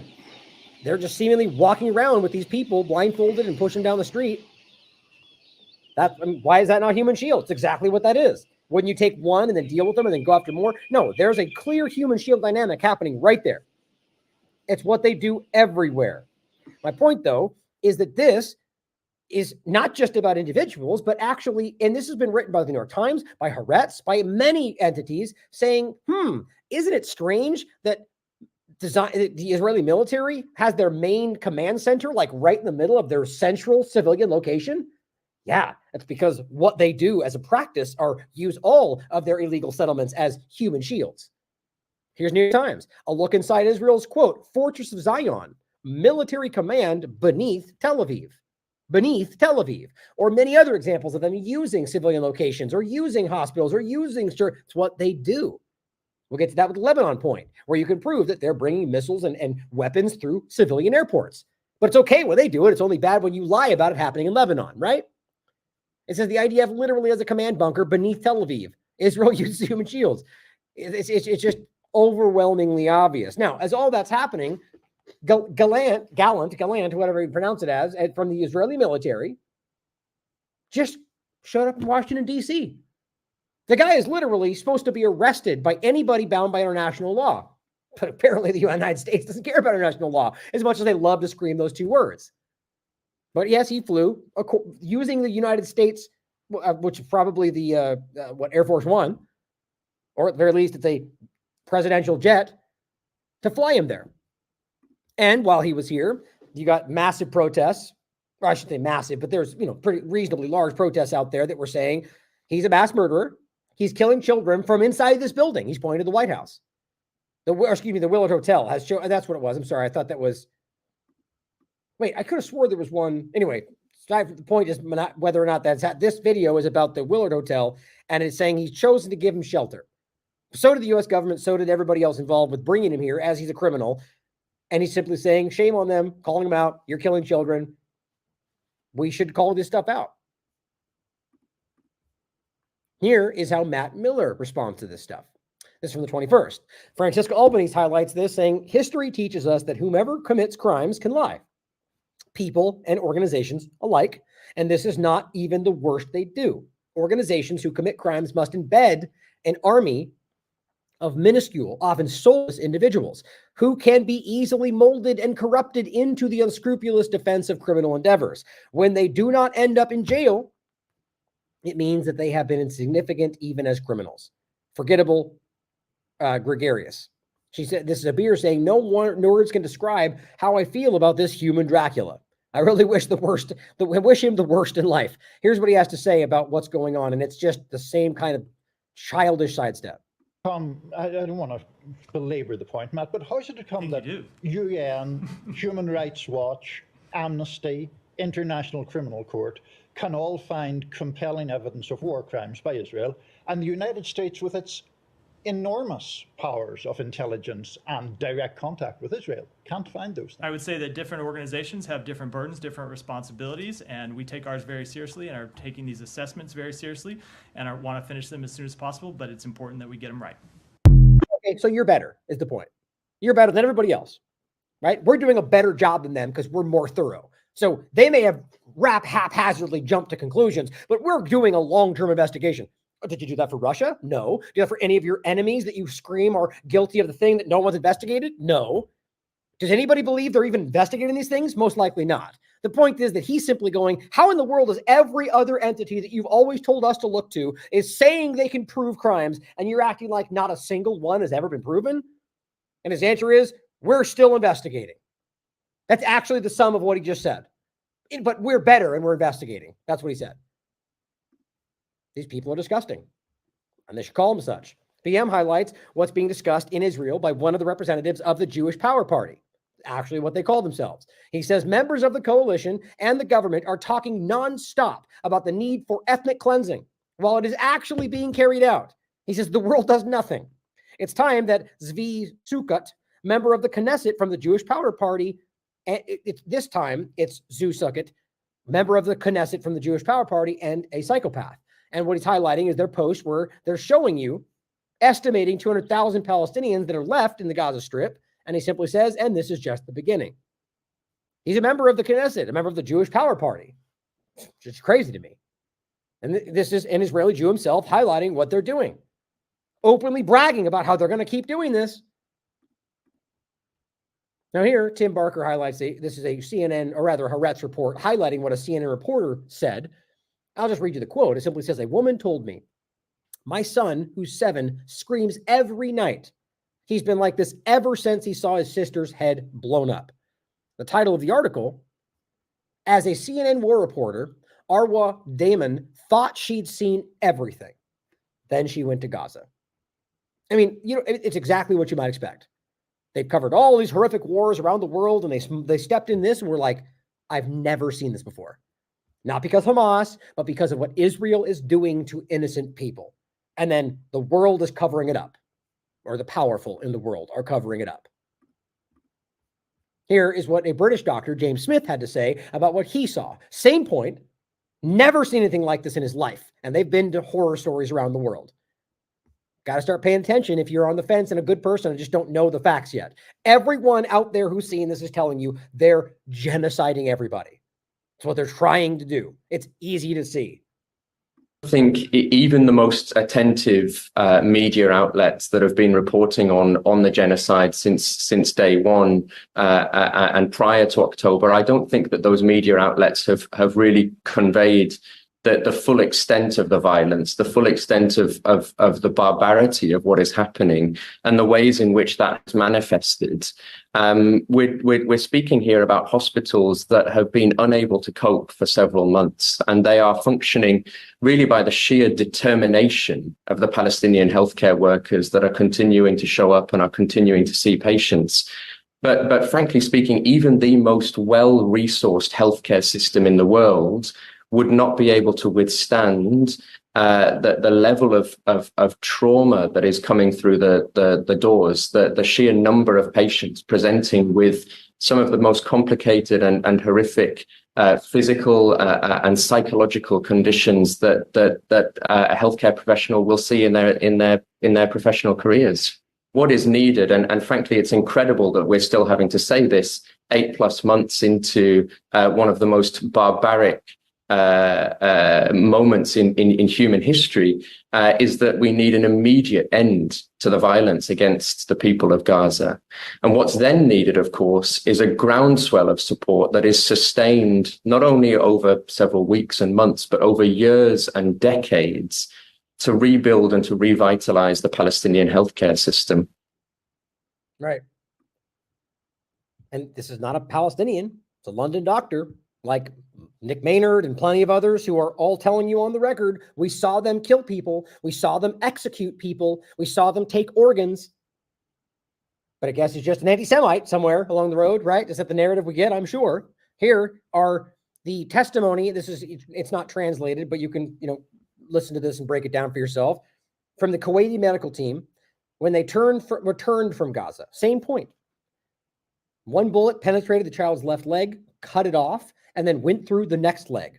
Almost cut it off. One bullet. He says they're using internationally banned weapons, which, by the way, is not a new story. They just don't care. Abby Martin and plenty of others have been screaming about this for a decade or longer.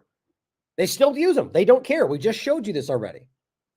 These are people that are continuing to highlight what they're talking about. Here's just one example of what these are. Butterfly bullets are one thing we've covered in the past. Also known as expanding bullets or dum-dum bullets are the type of ammunition designed to expand upon impact, causing severe damage to the target. They're often used in hunting and by law enforcement agencies, but their use in war is prohibited. Israel's been using these for a long time. It's easy to prove. Right there. Why does nobody ever sanction Israel for using butterfly bullets? Palestinians face explosive bullets, dangerous. I mean, it's endless. It's been covered for a really long time. Here, Arnaud Bertrand writes, that's actually, he's just highlighting what they say here. This is a great breakdown. I love this guy who's continuing to, in very, calmly, using logic, exposing how dishonest these people are. As she says, I love it when James blows up their narrative without batting an eye. Can you say it's not on purpose? They're not killing. Their aim, the motivation is not to go and kill children. Well, That's is it not their then? motivation. It's to eradicate Hamas. And Yeah. Hamas. Can I run something by you, Stuart? Sure. What if Hamas was hiding in Israel? What would the Israeli government do then to eradicate them? They would seek them out. But no, what would they do? Would they adopt the same policies? Would they be blowing up Israeli hospitals after issuing a warning to get all the patients out of They haven't intensive blown care? up a hospital. That's another myth, isn't it? They haven't blown up a hospital. Don't let me distract you from the... Of course they've blown up hospitals. Like, think about how wildly uninformed or dishonest that is. We've watched them control demolition, these hospitals. Whether or not they claim there are tunnels and whatever else. 100%. They destroyed almost every hospital. But he doesn't know that. But his point is, don't get distracted by the sidestep. The point is, I love this. What if the Hamas was hiding in an Israeli location? Would they use the same logic? Would they go, we'll blow up the entire hospital, killing Israelis because there's a Hamas member there? Why is it different? Aha! Because Palestinian lives are not as important. There's no way you can come away from that. Issuing a warning to get all the patients out of They haven't intensive blown care? up a hospital. That's another myth, isn't it? They haven't blown up a hospital. Don't let me distract you from the question I asked. Do you think that if Hamas was hiding in Israel, the Israeli army would be pursuing the same tactics in pursuit of them with regard to civilian life? No, I don't. Well, there it is. How in the world do you, at least he was honest. Right. So you won't do that because you don't want to indiscriminately kill Israeli people. But what's the difference? The logic is the same, right? Human shields. It's if you're going to kill a lot of Palestinians because they're being held, why would you do the same thing in reverse? Obvious, same point. Because they care more about one life than the other. So does the United States government. So does all of these governments for the most part. Now, Tiberius highlights this. Israel is a U.S.-backed terrorist organization whose role is to destabilize and undermine Arab unity and power. They murder children with no consequence in front of the entire world, all to entrench power in the West. Now, sadly, this is an image of a burnt baby who's been killed in a bombing, they pulled out of the rubble. And there's endless coverage of this, guys. It is constant and everywhere. Sorry we have to look at these things, guys. I get that it's hard. The reality is, it's much harder for these people to try to live through this. And if we care about what we actually care, what the government professes, it claims to care about, equality, liberty, freedom, human rights, then we should be trying to stop this. Abby Martin highlights in a specific focus on the conversation of Hind Rajab. I don't know if you've seen this yet, but the forensic investigation, which we also have, I think, right here, we'll get in a second. There with the next one.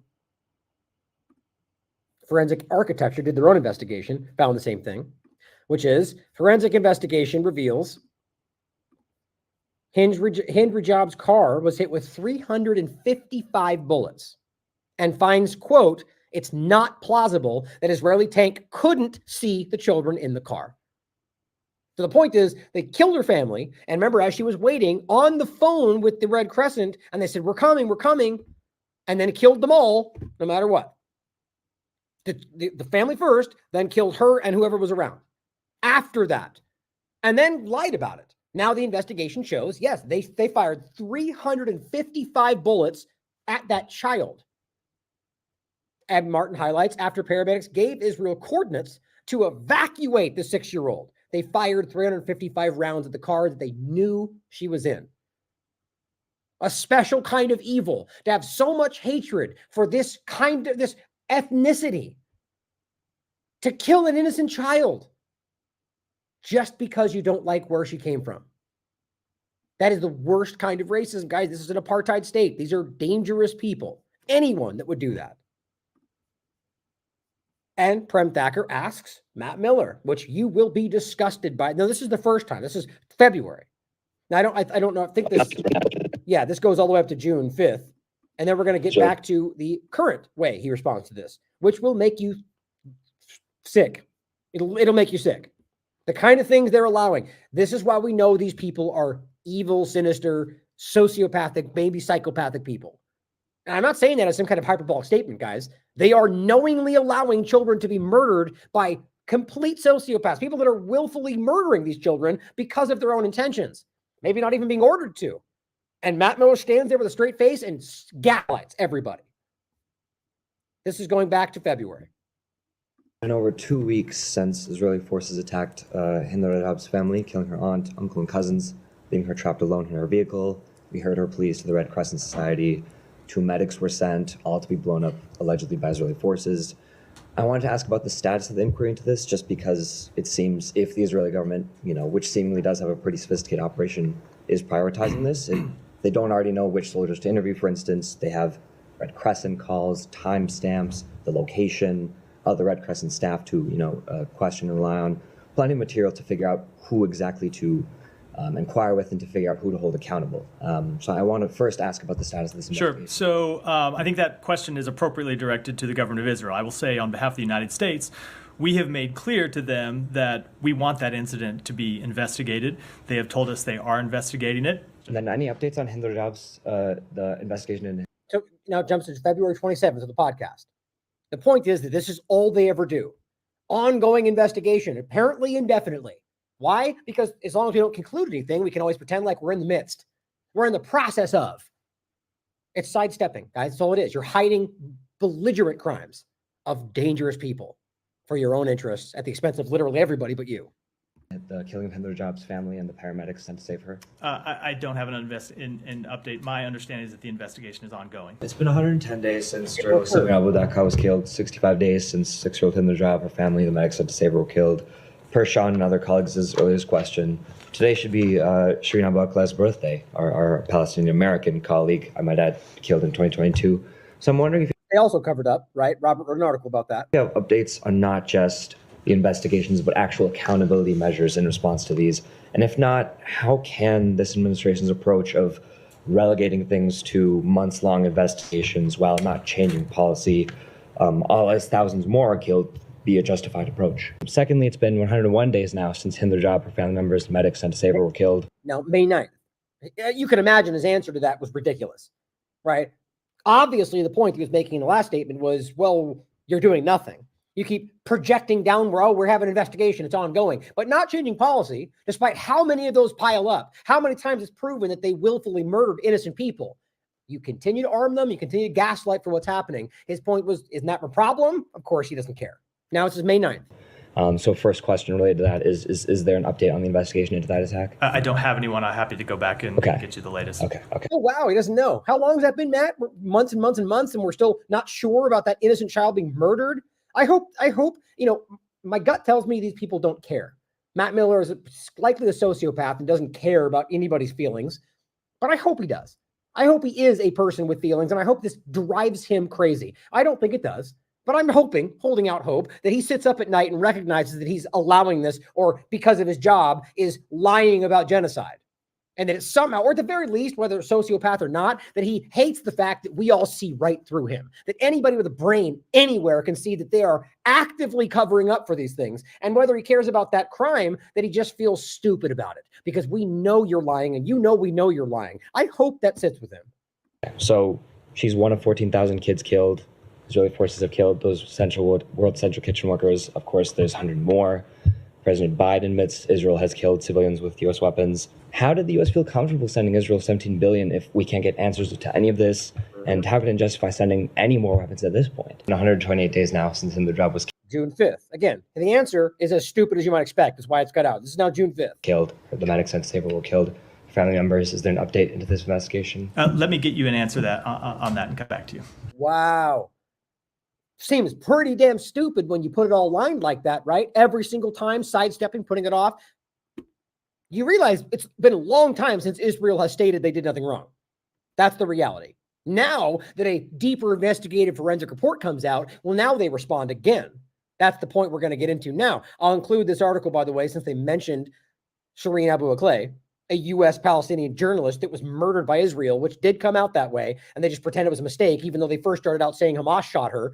But it says Israel covered up the murder of Shireen Abu Akleh with U.S. help. Easy to prove.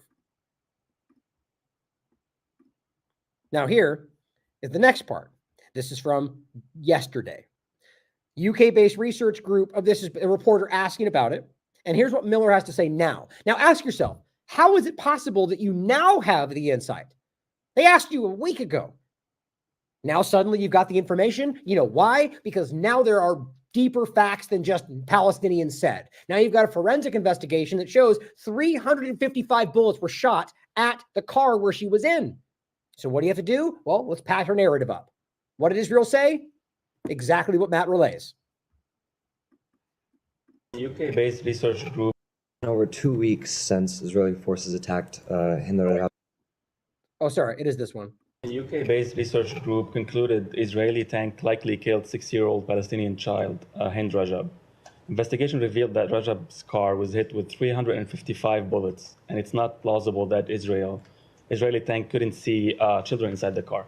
Have you seen the reports, and do you have any updates on the investigation? It's been more than 4 months, and a lot of my colleagues have been asking about that. Yeah, so we have seen the reports, and I will tell you what our latest interaction with the government of Israel is about this. So we went to the government of Israel and pressed them for information, and they told us that... For 5 months, which I guarantee is a lie. They knew from the beginning. Israel probably told them to shut up about it, but they probably never even asked, to be honest. There were no IDF tanks operating in the area, no IDF forces operating in the area at the time of that attack, which I believe is something they've also said publicly. That's a lie, guys. It's a blatant, bald-faced lie. You've got any number of provable examples, from the Red Crescent to local people on the ground to the fact that you can clearly, the investigation found these were Israeli shots. So it's just, his answer is Israel said they didn't do it. After all this time, that's the best you have? After the investigation shows that they knew, and the point is that you have a matter of fact that they were there. It's easy to prove that Israel was present. No tanks, no personnel. They just lie about it. Matt backs it up, and they march forward. Everyone in that room knows he's lying. After further reporting, we went back to them and pressed them again. And so what they told us is that they went to the UN organizations. They went to the Palestinian Red Crescent. They asked for information, because you've seen all of those organizations quoted in stories. They asked for information that they could use to further an investigation, and no one provided them with any information. That's the latest that we have on that. So who shot? Right, because all the public information that we've all accessed is somehow incapable of finding it in the arms of Israelis. Right? You go, give it to us. And they say no. And you go, well, what else are we going to do? Oh, I don't know. Investigate. Like, actually do your investigation. And quite frankly, I do not believe that's what happened. The 355 tank bullets. I'm not with any information. That's the latest that we have on the case. So who shot the 355 tank bullets? I'm not able to, look, I'm not on the ground. I can't offer any kind of assessment about... Oh, we're so confused now. We're back at the point where it's an ongoing investigation. Didn't they just conclude the investigation? What did they find? I don't know. We're still ongoing. This. That's why we've called for we've called for the government of Israel to conduct an investigation. He stutters, you know that he rarely does that. But you see it. He gets uncomfortable sometimes. I can't speak to what their internal processes look like. All I can tell you is what they've told us, and what they've said is they went to the UN and the Palestinian Red Crescent and asked them to supply information that would help them. And what they claim is that they were given none. But it's not concluded yet, the investigation, or is it? No, I would refer you to the government of Israel for that. I can only tell you what they have told us. Okay. Which is that they said it was concluded, which is what you said in the beginning of this statement. Now you end with this opaque statement that somehow it seems ongoing, only to hide the fact that you somehow don't have all the information. Well, if it's concluded, wouldn't you have the answers? Guys, these are criminals. These are blatant criminals that are literally part of a genocide. This is not even up for debate anymore. We're watching them gaslight you in real time, and even the corporate media is calling them out in real time. I mean, it's just disgusting that we're even here. Now, Forensic Architecture did their own breakdown. I mean, it is explicit. It's very clear. The information is obvious. And yes, you have video evidence of IDF members being present. You have shots, Israeli military personnel, Israeli military munitions. But, you know, it's all fake news because Israel said, no, it didn't happen, though. That's where we are. Now, at the time, by the way, going back to the earlier discussion of other allegations coming out, or rather this coming out, and the allegations being floated about the synagogue in LA, this is what at least one major thing, along with the entire genocide, that was being distracted from. This is from Save the Children.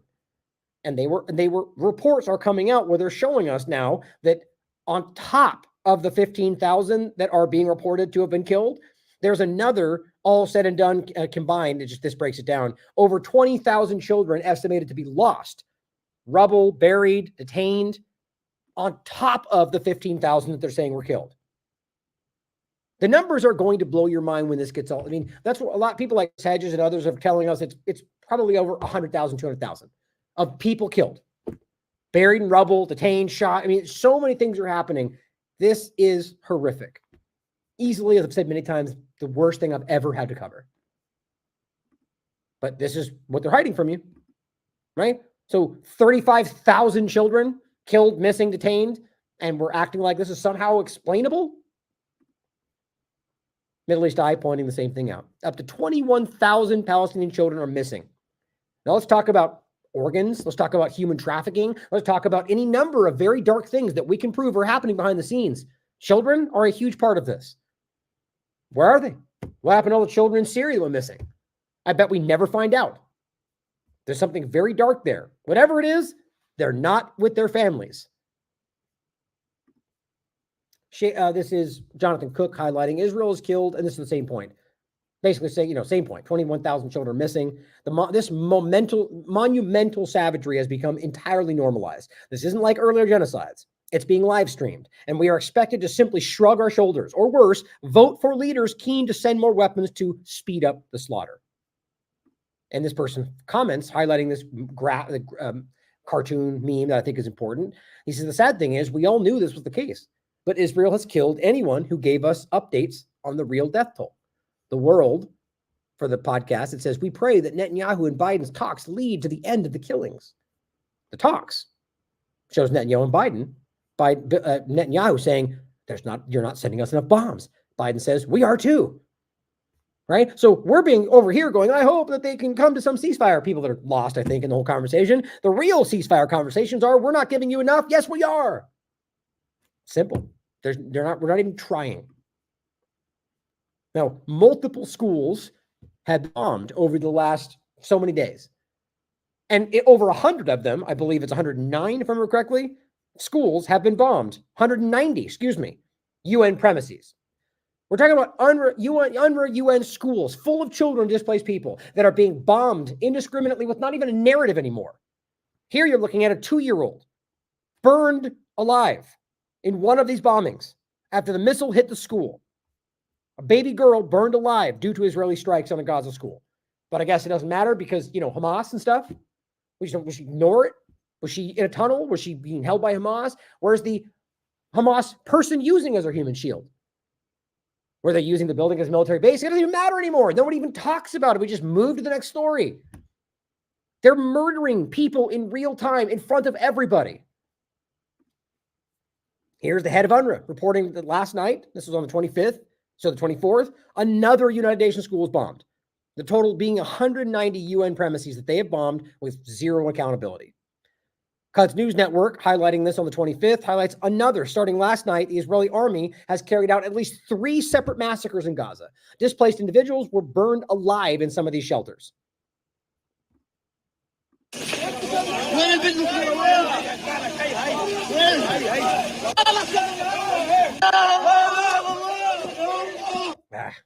Just dead children all over the place. Matsem Al-Dulul highlights them, doesn't make headlines. Gaza massacring in the making, burning whole families alive. Parents, 5 children, grandmother. Here, by the way, is a child that survived. Is this a Hamas member? Is this infant who is going to suffer the facial scars that they caused her for the rest of her life? Is that what we're fighting for? Is that what they're fighting for? Some of them, yeah. They just didn't go all the way. They want these people gone. Now, Brock recently put out a clip of our previous show about the claim from people of the Israeli support structure claiming that the entire famine was a hoax, which infuriated me. Because the reality is that even the thing they were pointing to was simply saying that we can prove there is starvation, potentially to the level of famine, but because the Israeli government has not given us any more information, and won't let us look, we're unable to confirm it today. Like, we still confirm and stand by what we said 3 months ago. But our point is, we were following up with a report to prove whether there was famine level 5, and we are just simply unable to confirm it. They then used that. People like Elon Levy were screaming, see, starvation is a hoax, not famine, but starvation doesn't exist. That is how dark and evil these people are. Knowing, if you even read the second paragraph of the very thing they were pointing to, that it explicitly said this should not be used to claim there is no starvation. And here we are, and then lying to you. So this is a great clip that breaks this down. It's about 35 minutes.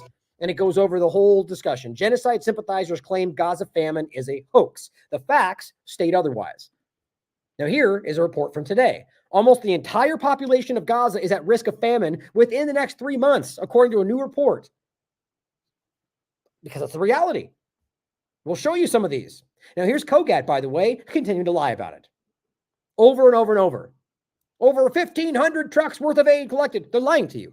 Blatantly, explicitly lying to you in every single one of these posts. I can prove it to you. And even the ones where they are still lying, which this is a lie. Even if it was true, it's not 500 a day, which is shockingly less than what is needed to keep these people out of starvation, let alone pull them out of famine. It's not just quantity, it's quality, but it's also a lot of quantity. Quality is a huge part of it, but they need more than what was keeping them out of starvation before. Anybody with a brain and anybody in this field is telling you that, is screaming about that. The point is, yet again, this is the most recent update from the Gaza Strip from the UN, showing you that, as I keep highlighting, with only 2 crossings currently open and only a fraction coming through one, they are still currently delivering 89 a day, which most, by the way, doesn't come through Israel. It comes through other entities. But the point is they're still controlling both these crossings, which then turns 99% of it away. And then you may argue, well, they're still letting some through. Well, I don't even know how that, I would even argue that to a degree based on different dynamics other than just them being involved with it. But the point still becomes you're allowing some through while guaranteeing that it's not enough to actually help them. So it's almost worse. Like, it depends on if only a few actually get enough, which then at least some of them aren't starving, or if it gets a little bit to everybody, which guarantees they're all going to keep starving. The point is the vast, vast majority are borderline famine, if not already in famine, because they're doing 89 a day. Because that's what, a fifth, even less than a fifth of what was needed before October 7th to keep them where they were already food insecure. So 89 a day, which, by the way, nowhere even coming close to even over 200 a day. Not the whole time they've been doing this. When 500 a day was the necessary amount before they were in famine. Now it's going to be 1,000 a day plus a lot of other things, according to all the experts. And they're still not doing it while lying to you about it every single day. And Assault Rod highlights what APAC, APAC, of course, which I keep highlighting this. APAC is a lobbying group fighting for, Israel interests, but they argue from an American perspective. Okay, so if all you're really about is the interest of Israel policy, why are you highlighting this? This is AIPAC saying the aid is in Gaza. Where's the UN? So now your job is to highlight that the UN's not doing its job over there. That has nothing to do with American interest in Gaza. You see, the point is they're a propaganda platform for Israel, for Israeli security interests. They should be registered as a foreign agent. This is what a lot of people, Chris Hedges included, are continuing to highlight. But here's the point. They say the aid is in Gaza, showing this video, which, by the way, is impossible to quantify. But even then, I argue this is not even an appropriate view of what they're actually doing. But they're highlighting Israel, saying the UN needs to scale up. Again, their point is, we're dumping so much aid, they should be drowning in food, but the UN's just not doing it. Well, let's just even say, which, by the way, is false. Let's just go ahead and say that's even the truth. Let's just say, for sake of conversation, that is what's happening. You know why that would still be an important point to highlight for Israel's fault? As Assault Rod highlights, where's the UN? Well, guess what? Gaza is the world's deadliest place for aid workers in the UN. They have killed at least 250 aid workers since October 7th. So where's the UN? Well, they're mostly dead or afraid to be shot. The World Kitchen, which you guys killed people that were there, you killed people from UNICEF, you killed people from UNRWA, you killed people from every dynamic. The World Food Program was the one that recently pulled their thing back because you shot people coming off. You used aid trucks from the pier and you shot people again. So they said, look, we're too dangerous. We can't do it. So then you go, perfect. We'll pretend we're dumping food and blame them for not taking it. Over and over and over, this keeps happening. So either they're shooting the people that are supposed to deliver it, they're lying about what they're delivering, they're stopping aid from getting through in general, or they're, any number of other dynamics that are used to make this not happen. The point is it's Israel manufacturing this, which I don't need to convince you guys. It's quite frankly evident, and everybody with a brain that can see this, based on everybody was standing in this conversation. Everybody. Even U.S. entities are now saying that's the case. Here is Saul Stanforth highlighting that they're reporting yet again. This is I think the 19th, attacking an aid truck. 12 people were killed. It never stops. Of last night's evening attacks on a group of people who were securing the delivery of commercial trucks, where 12 people reported. Okay, so people that were trying to secure the very trucks they claimed that they're not picking up. And when they tried to do that, they shot them. And then they stand up and go, why aren't they taking the aid? Think of the kind of maniacal person it takes to do that. Killed. This is not the first time we're seeing this deliberate attacks on either aid seekers, aid workers, or people who are securing the delivery of whether aid trucks or commercial trucks to their distribution points. It's making it quite difficult. And contrary to what the Israeli military describe as the delivery of aid and commercial truck is an honorable problem because it has a logistical problem.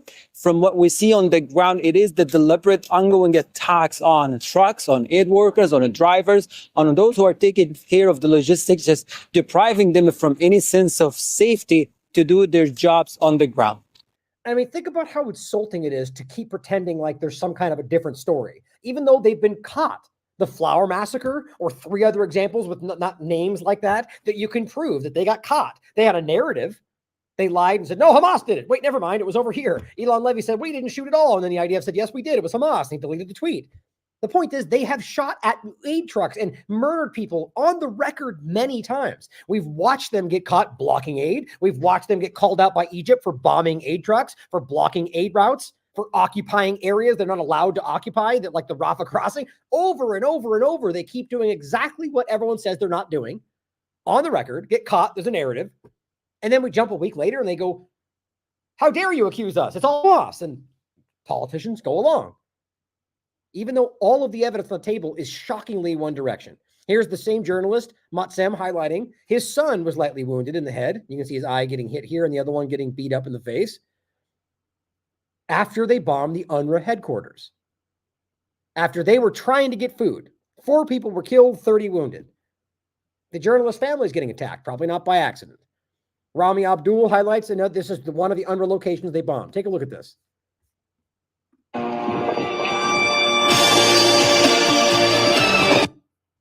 As he says, the Israeli army has just bombed an UNRWA aid distribution. So they're bombing UNRWA schools and they're bombing aid distribution centers while screaming that they're not distributing the aid. Weird how that works, right? Nobody wants to talk about it from the governments that are covering this up. Here's another example, same discussion. This one's from the next day. So these are consecutive. Israel has intensified its starvation war on Gaza Strip by targeting service and aid distribution centers. Within 24 hours, they have bombed the United Nations headquarters, killing aid workers. They also bombed a medical clinic where the director of the emergency services was killed. Additionally, they targeted municipal employees responsible for providing water to Gaza. This morning, they bombed aid distribution centers in a refugee camp. And shortly after that, they bombed similar centers in the Bnai Shihula Arab Khan Yunis south of the Gaza Strip. Just one after another. But hey, why aren't they distributing the aid, guys? Now here, sadly, are some of the hardest things to look at. What you're looking at here, by the way, is one of these children that is literally starving to death while nobody can do anything about it in an incubator. And above it, here's the Israeli side having a big festival full of lots of food, like 20 miles away from where this kid is dying. I'm just not threw that number out, but the point is that's pretty much what we're talking about. It's right across the way. This is they blocked food aid for people of Gaza. Meanwhile, they are happy, satisfied, enjoying delicious food while Gaza children are starving to death. Same example. We already saw this one. This is a child starving. I believe this girl has already passed away. Another one. Palestinian child Mohammed from northern Gaza is battling for his life due to severe malnutrition caused by the Israeli blockade. That's her mother, showing what he used to look like. Disgusting. Some highlights: this Palestinian baby was born during the ongoing Israeli genocide on the Gaza Strip. She has not been named, which there's a lot of cultural practices that you're not supposed to name before a certain day, and that typically goes back to the idea that children didn't survive.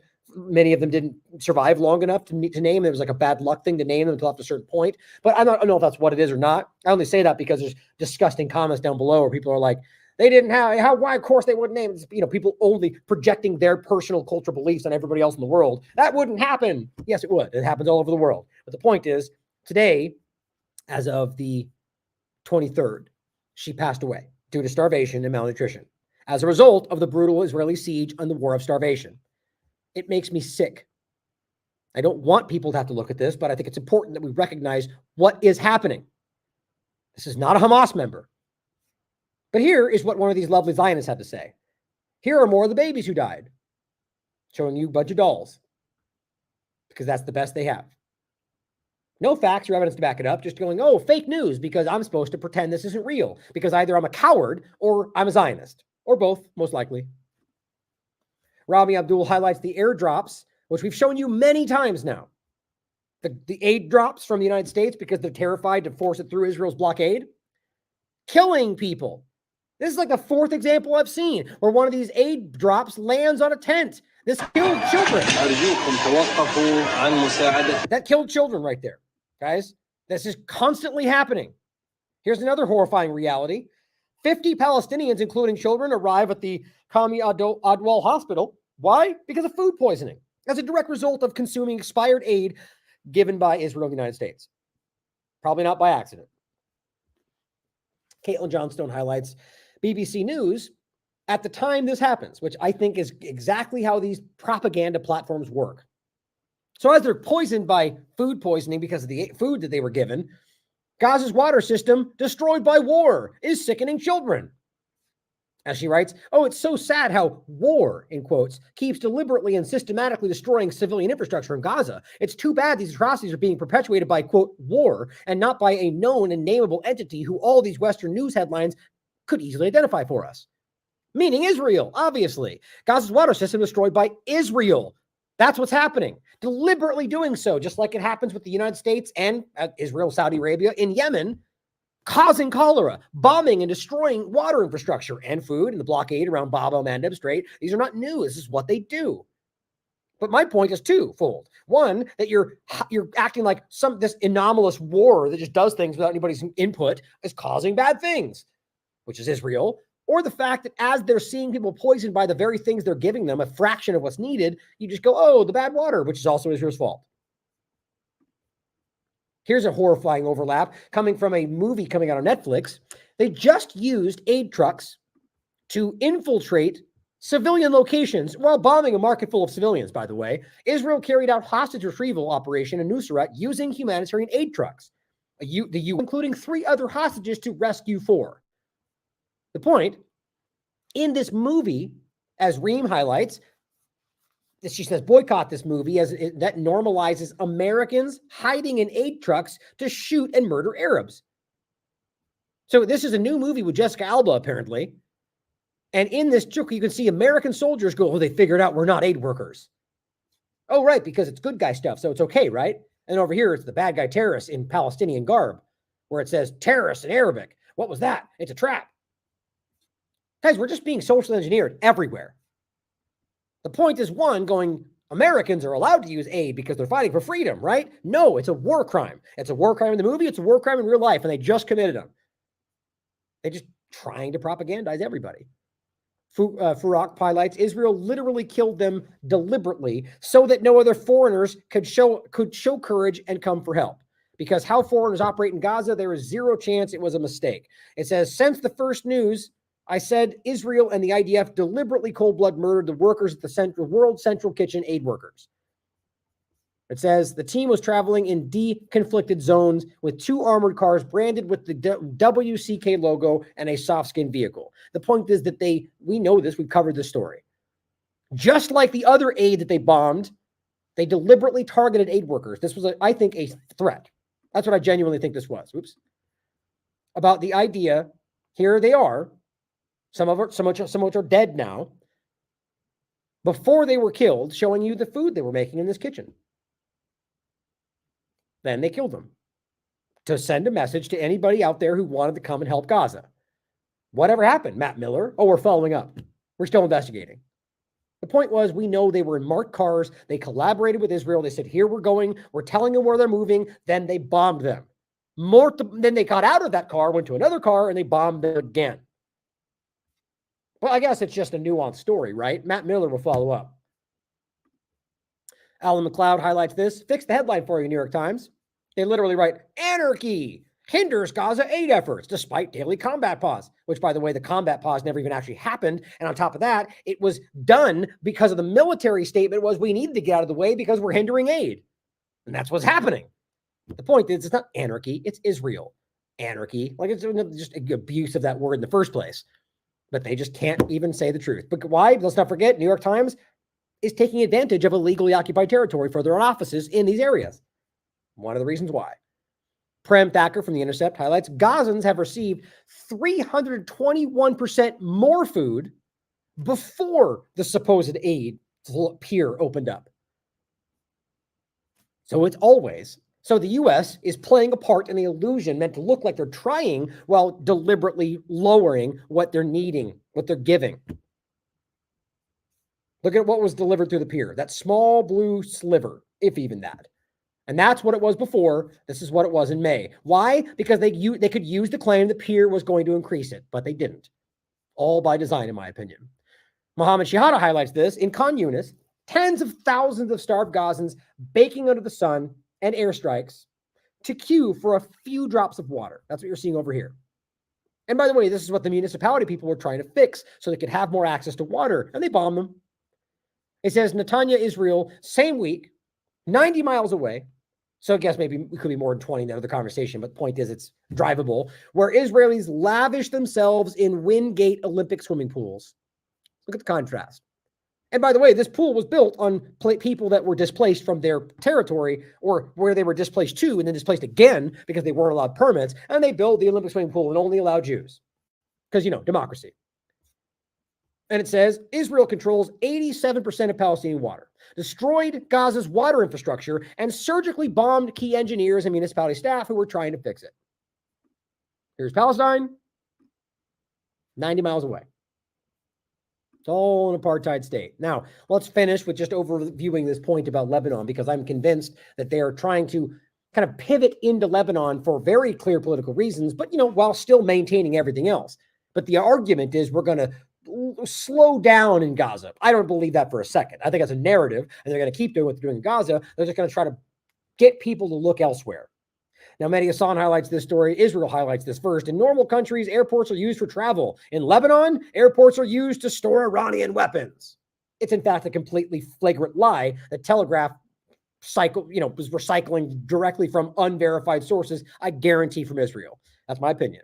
He says this is an Iraqi WMD playbook.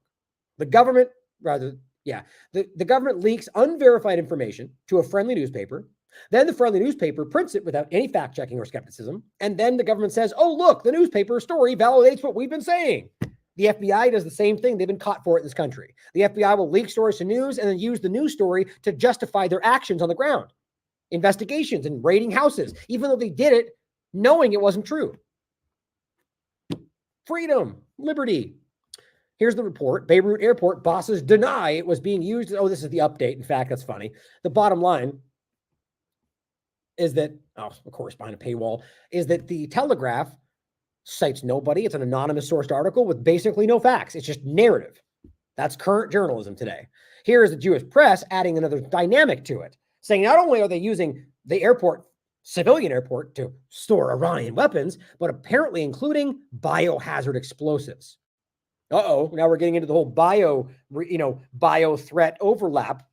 Clearly not by accident, in my opinion. None of this appears to be true. Alan Mizrahi highlights this amazing coincidence. 1 hour after Hezbollah releases its photograph survey of strategic sites in Israel, which was very embarrassing for Israel. We pointed it out the other day. They released a drone that showed, and they even said this is only a fraction of what we actually saw. The drone was looking over a lot of these secure Israel areas, which they didn't seem to even be aware of.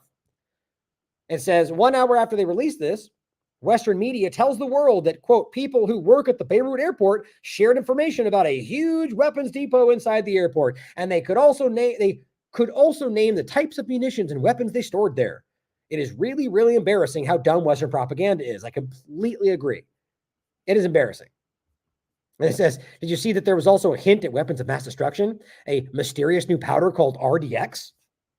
They're setting you up, guys. We're watching. All of us are trying to set us up. I don't think it'll work, but they're trying. They're using the same old 9/11 weapons of mass destruction, yellow cake, anthrax. It's all the same type of illusion. The Cradle, you even want to read this, I recommend you do, from the 24th. Lebanon to sue the Telegraph over false Hezbollah arms storage allegations. Cuts News Network highlighted that after the article came out, they had to edit it, like usual, because they got caught for lying. Alleged Hezbollah weapons stored in Beirut, removing a quotation by the International Air Transportation Association. This comes after the association itself announced that the quote was entirely false. Great journalism, Telegraph. Why do groups like this even exist anymore? You just blindly take what someone says they said without even calling them? That's Israeli propaganda for you. That's, in fact, Israeli people or propaganda, but I mean, Israeli, I would argue, political entities abusing a relationship with the Telegraph. I'm willing to bet you that, it's certainly possible the Telegraph did this knowing it would be called out. I find that hard to believe.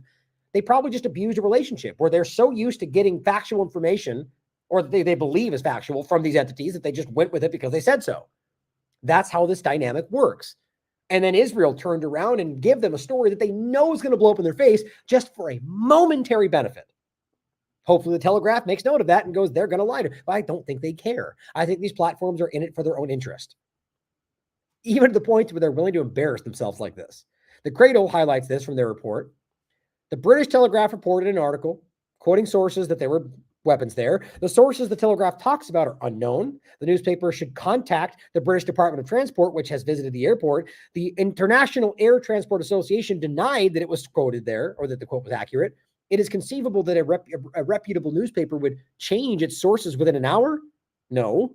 Right? They shifted everything around. We invite all media and ambassadors to tour the airport facilities, which they did. We are consulting with the Prime Minister to file a lawsuit against the Telegraph. Now, what's interesting about this is they did invite them. They invited everyone. The US, the UK, guess what? They didn't show up. I said that earlier, and how embarrassing is that? That shows you they don't want to show up to be confronted with the fact that they know they're lying. They know they're lying. They don't care. This person highlights it and says, this is really how you create an echo chamber out of an anonymous, unsourced report. Every single group shares it mindlessly. And it's all the ones you'd expect. Times of Israel, I-24, Jerusalem Post, JNS, Haaretz, Ynet News. Every one of them reports it. Some of them say reporters denied access, but the point is most of them highlighting weapons in the airport. Now, Sarah Abdallah highlights what we can prove, by the way, is the continued use of white phosphorus in Lebanon by Israel. over and over and over and over. You know, while they're pointing over here, look at these things that don't exist. They're using banned weapons on civilians right now. This is just June 23rd. This has happened many times. And here's 2009, Human Rights Watch, is Israel using white phosphorus in Gaza? Here it is again from October 12th, Israel using white phosphorus in Gaza and Lebanon. But I guess it's all fake news, right? Here is interesting overlap to this, showing thousands of regional resistance fighters saying they're ready to join Hezbollah because of what Israel's pushing, which seems to be the kind of fallout around all of their narratives. Guaranteeing their loss here is what it seems. But a lot, I mean, even if the U.S. gets involved, guys, there's no way they can win this battle with how this is developing. But here's an interesting point from Khaleesi. This journalist showed up because they invited everybody. Again, the U.S. and U.K. elements didn't want to show up. And that's what he reports, by the way, when he speaks here with Rachel Blevins. It's a good interview. You should check it out. The point is, Telegraph published a propaganda hit piece claiming they were storing weapons. The journalist showed up to find that there's no way that could happen. The way that this surveilled, the information they were allowed to look at, it's very clear. And at the same time, though, here is a report which you can prove this is the Ben Gurion airport. It's not hard to verify. And this is a bunch of weapons coming through a civilian airport. That's how that works. But we don't care about that because they're allowed to, right? Because they're the good guy. Is that what we're supposed to pretend? So it's only bad when you are accusing Israel of genocide? Is that what we're talking about? And this is the daily. This is a post of another journalist highlighting the same point, that they lied.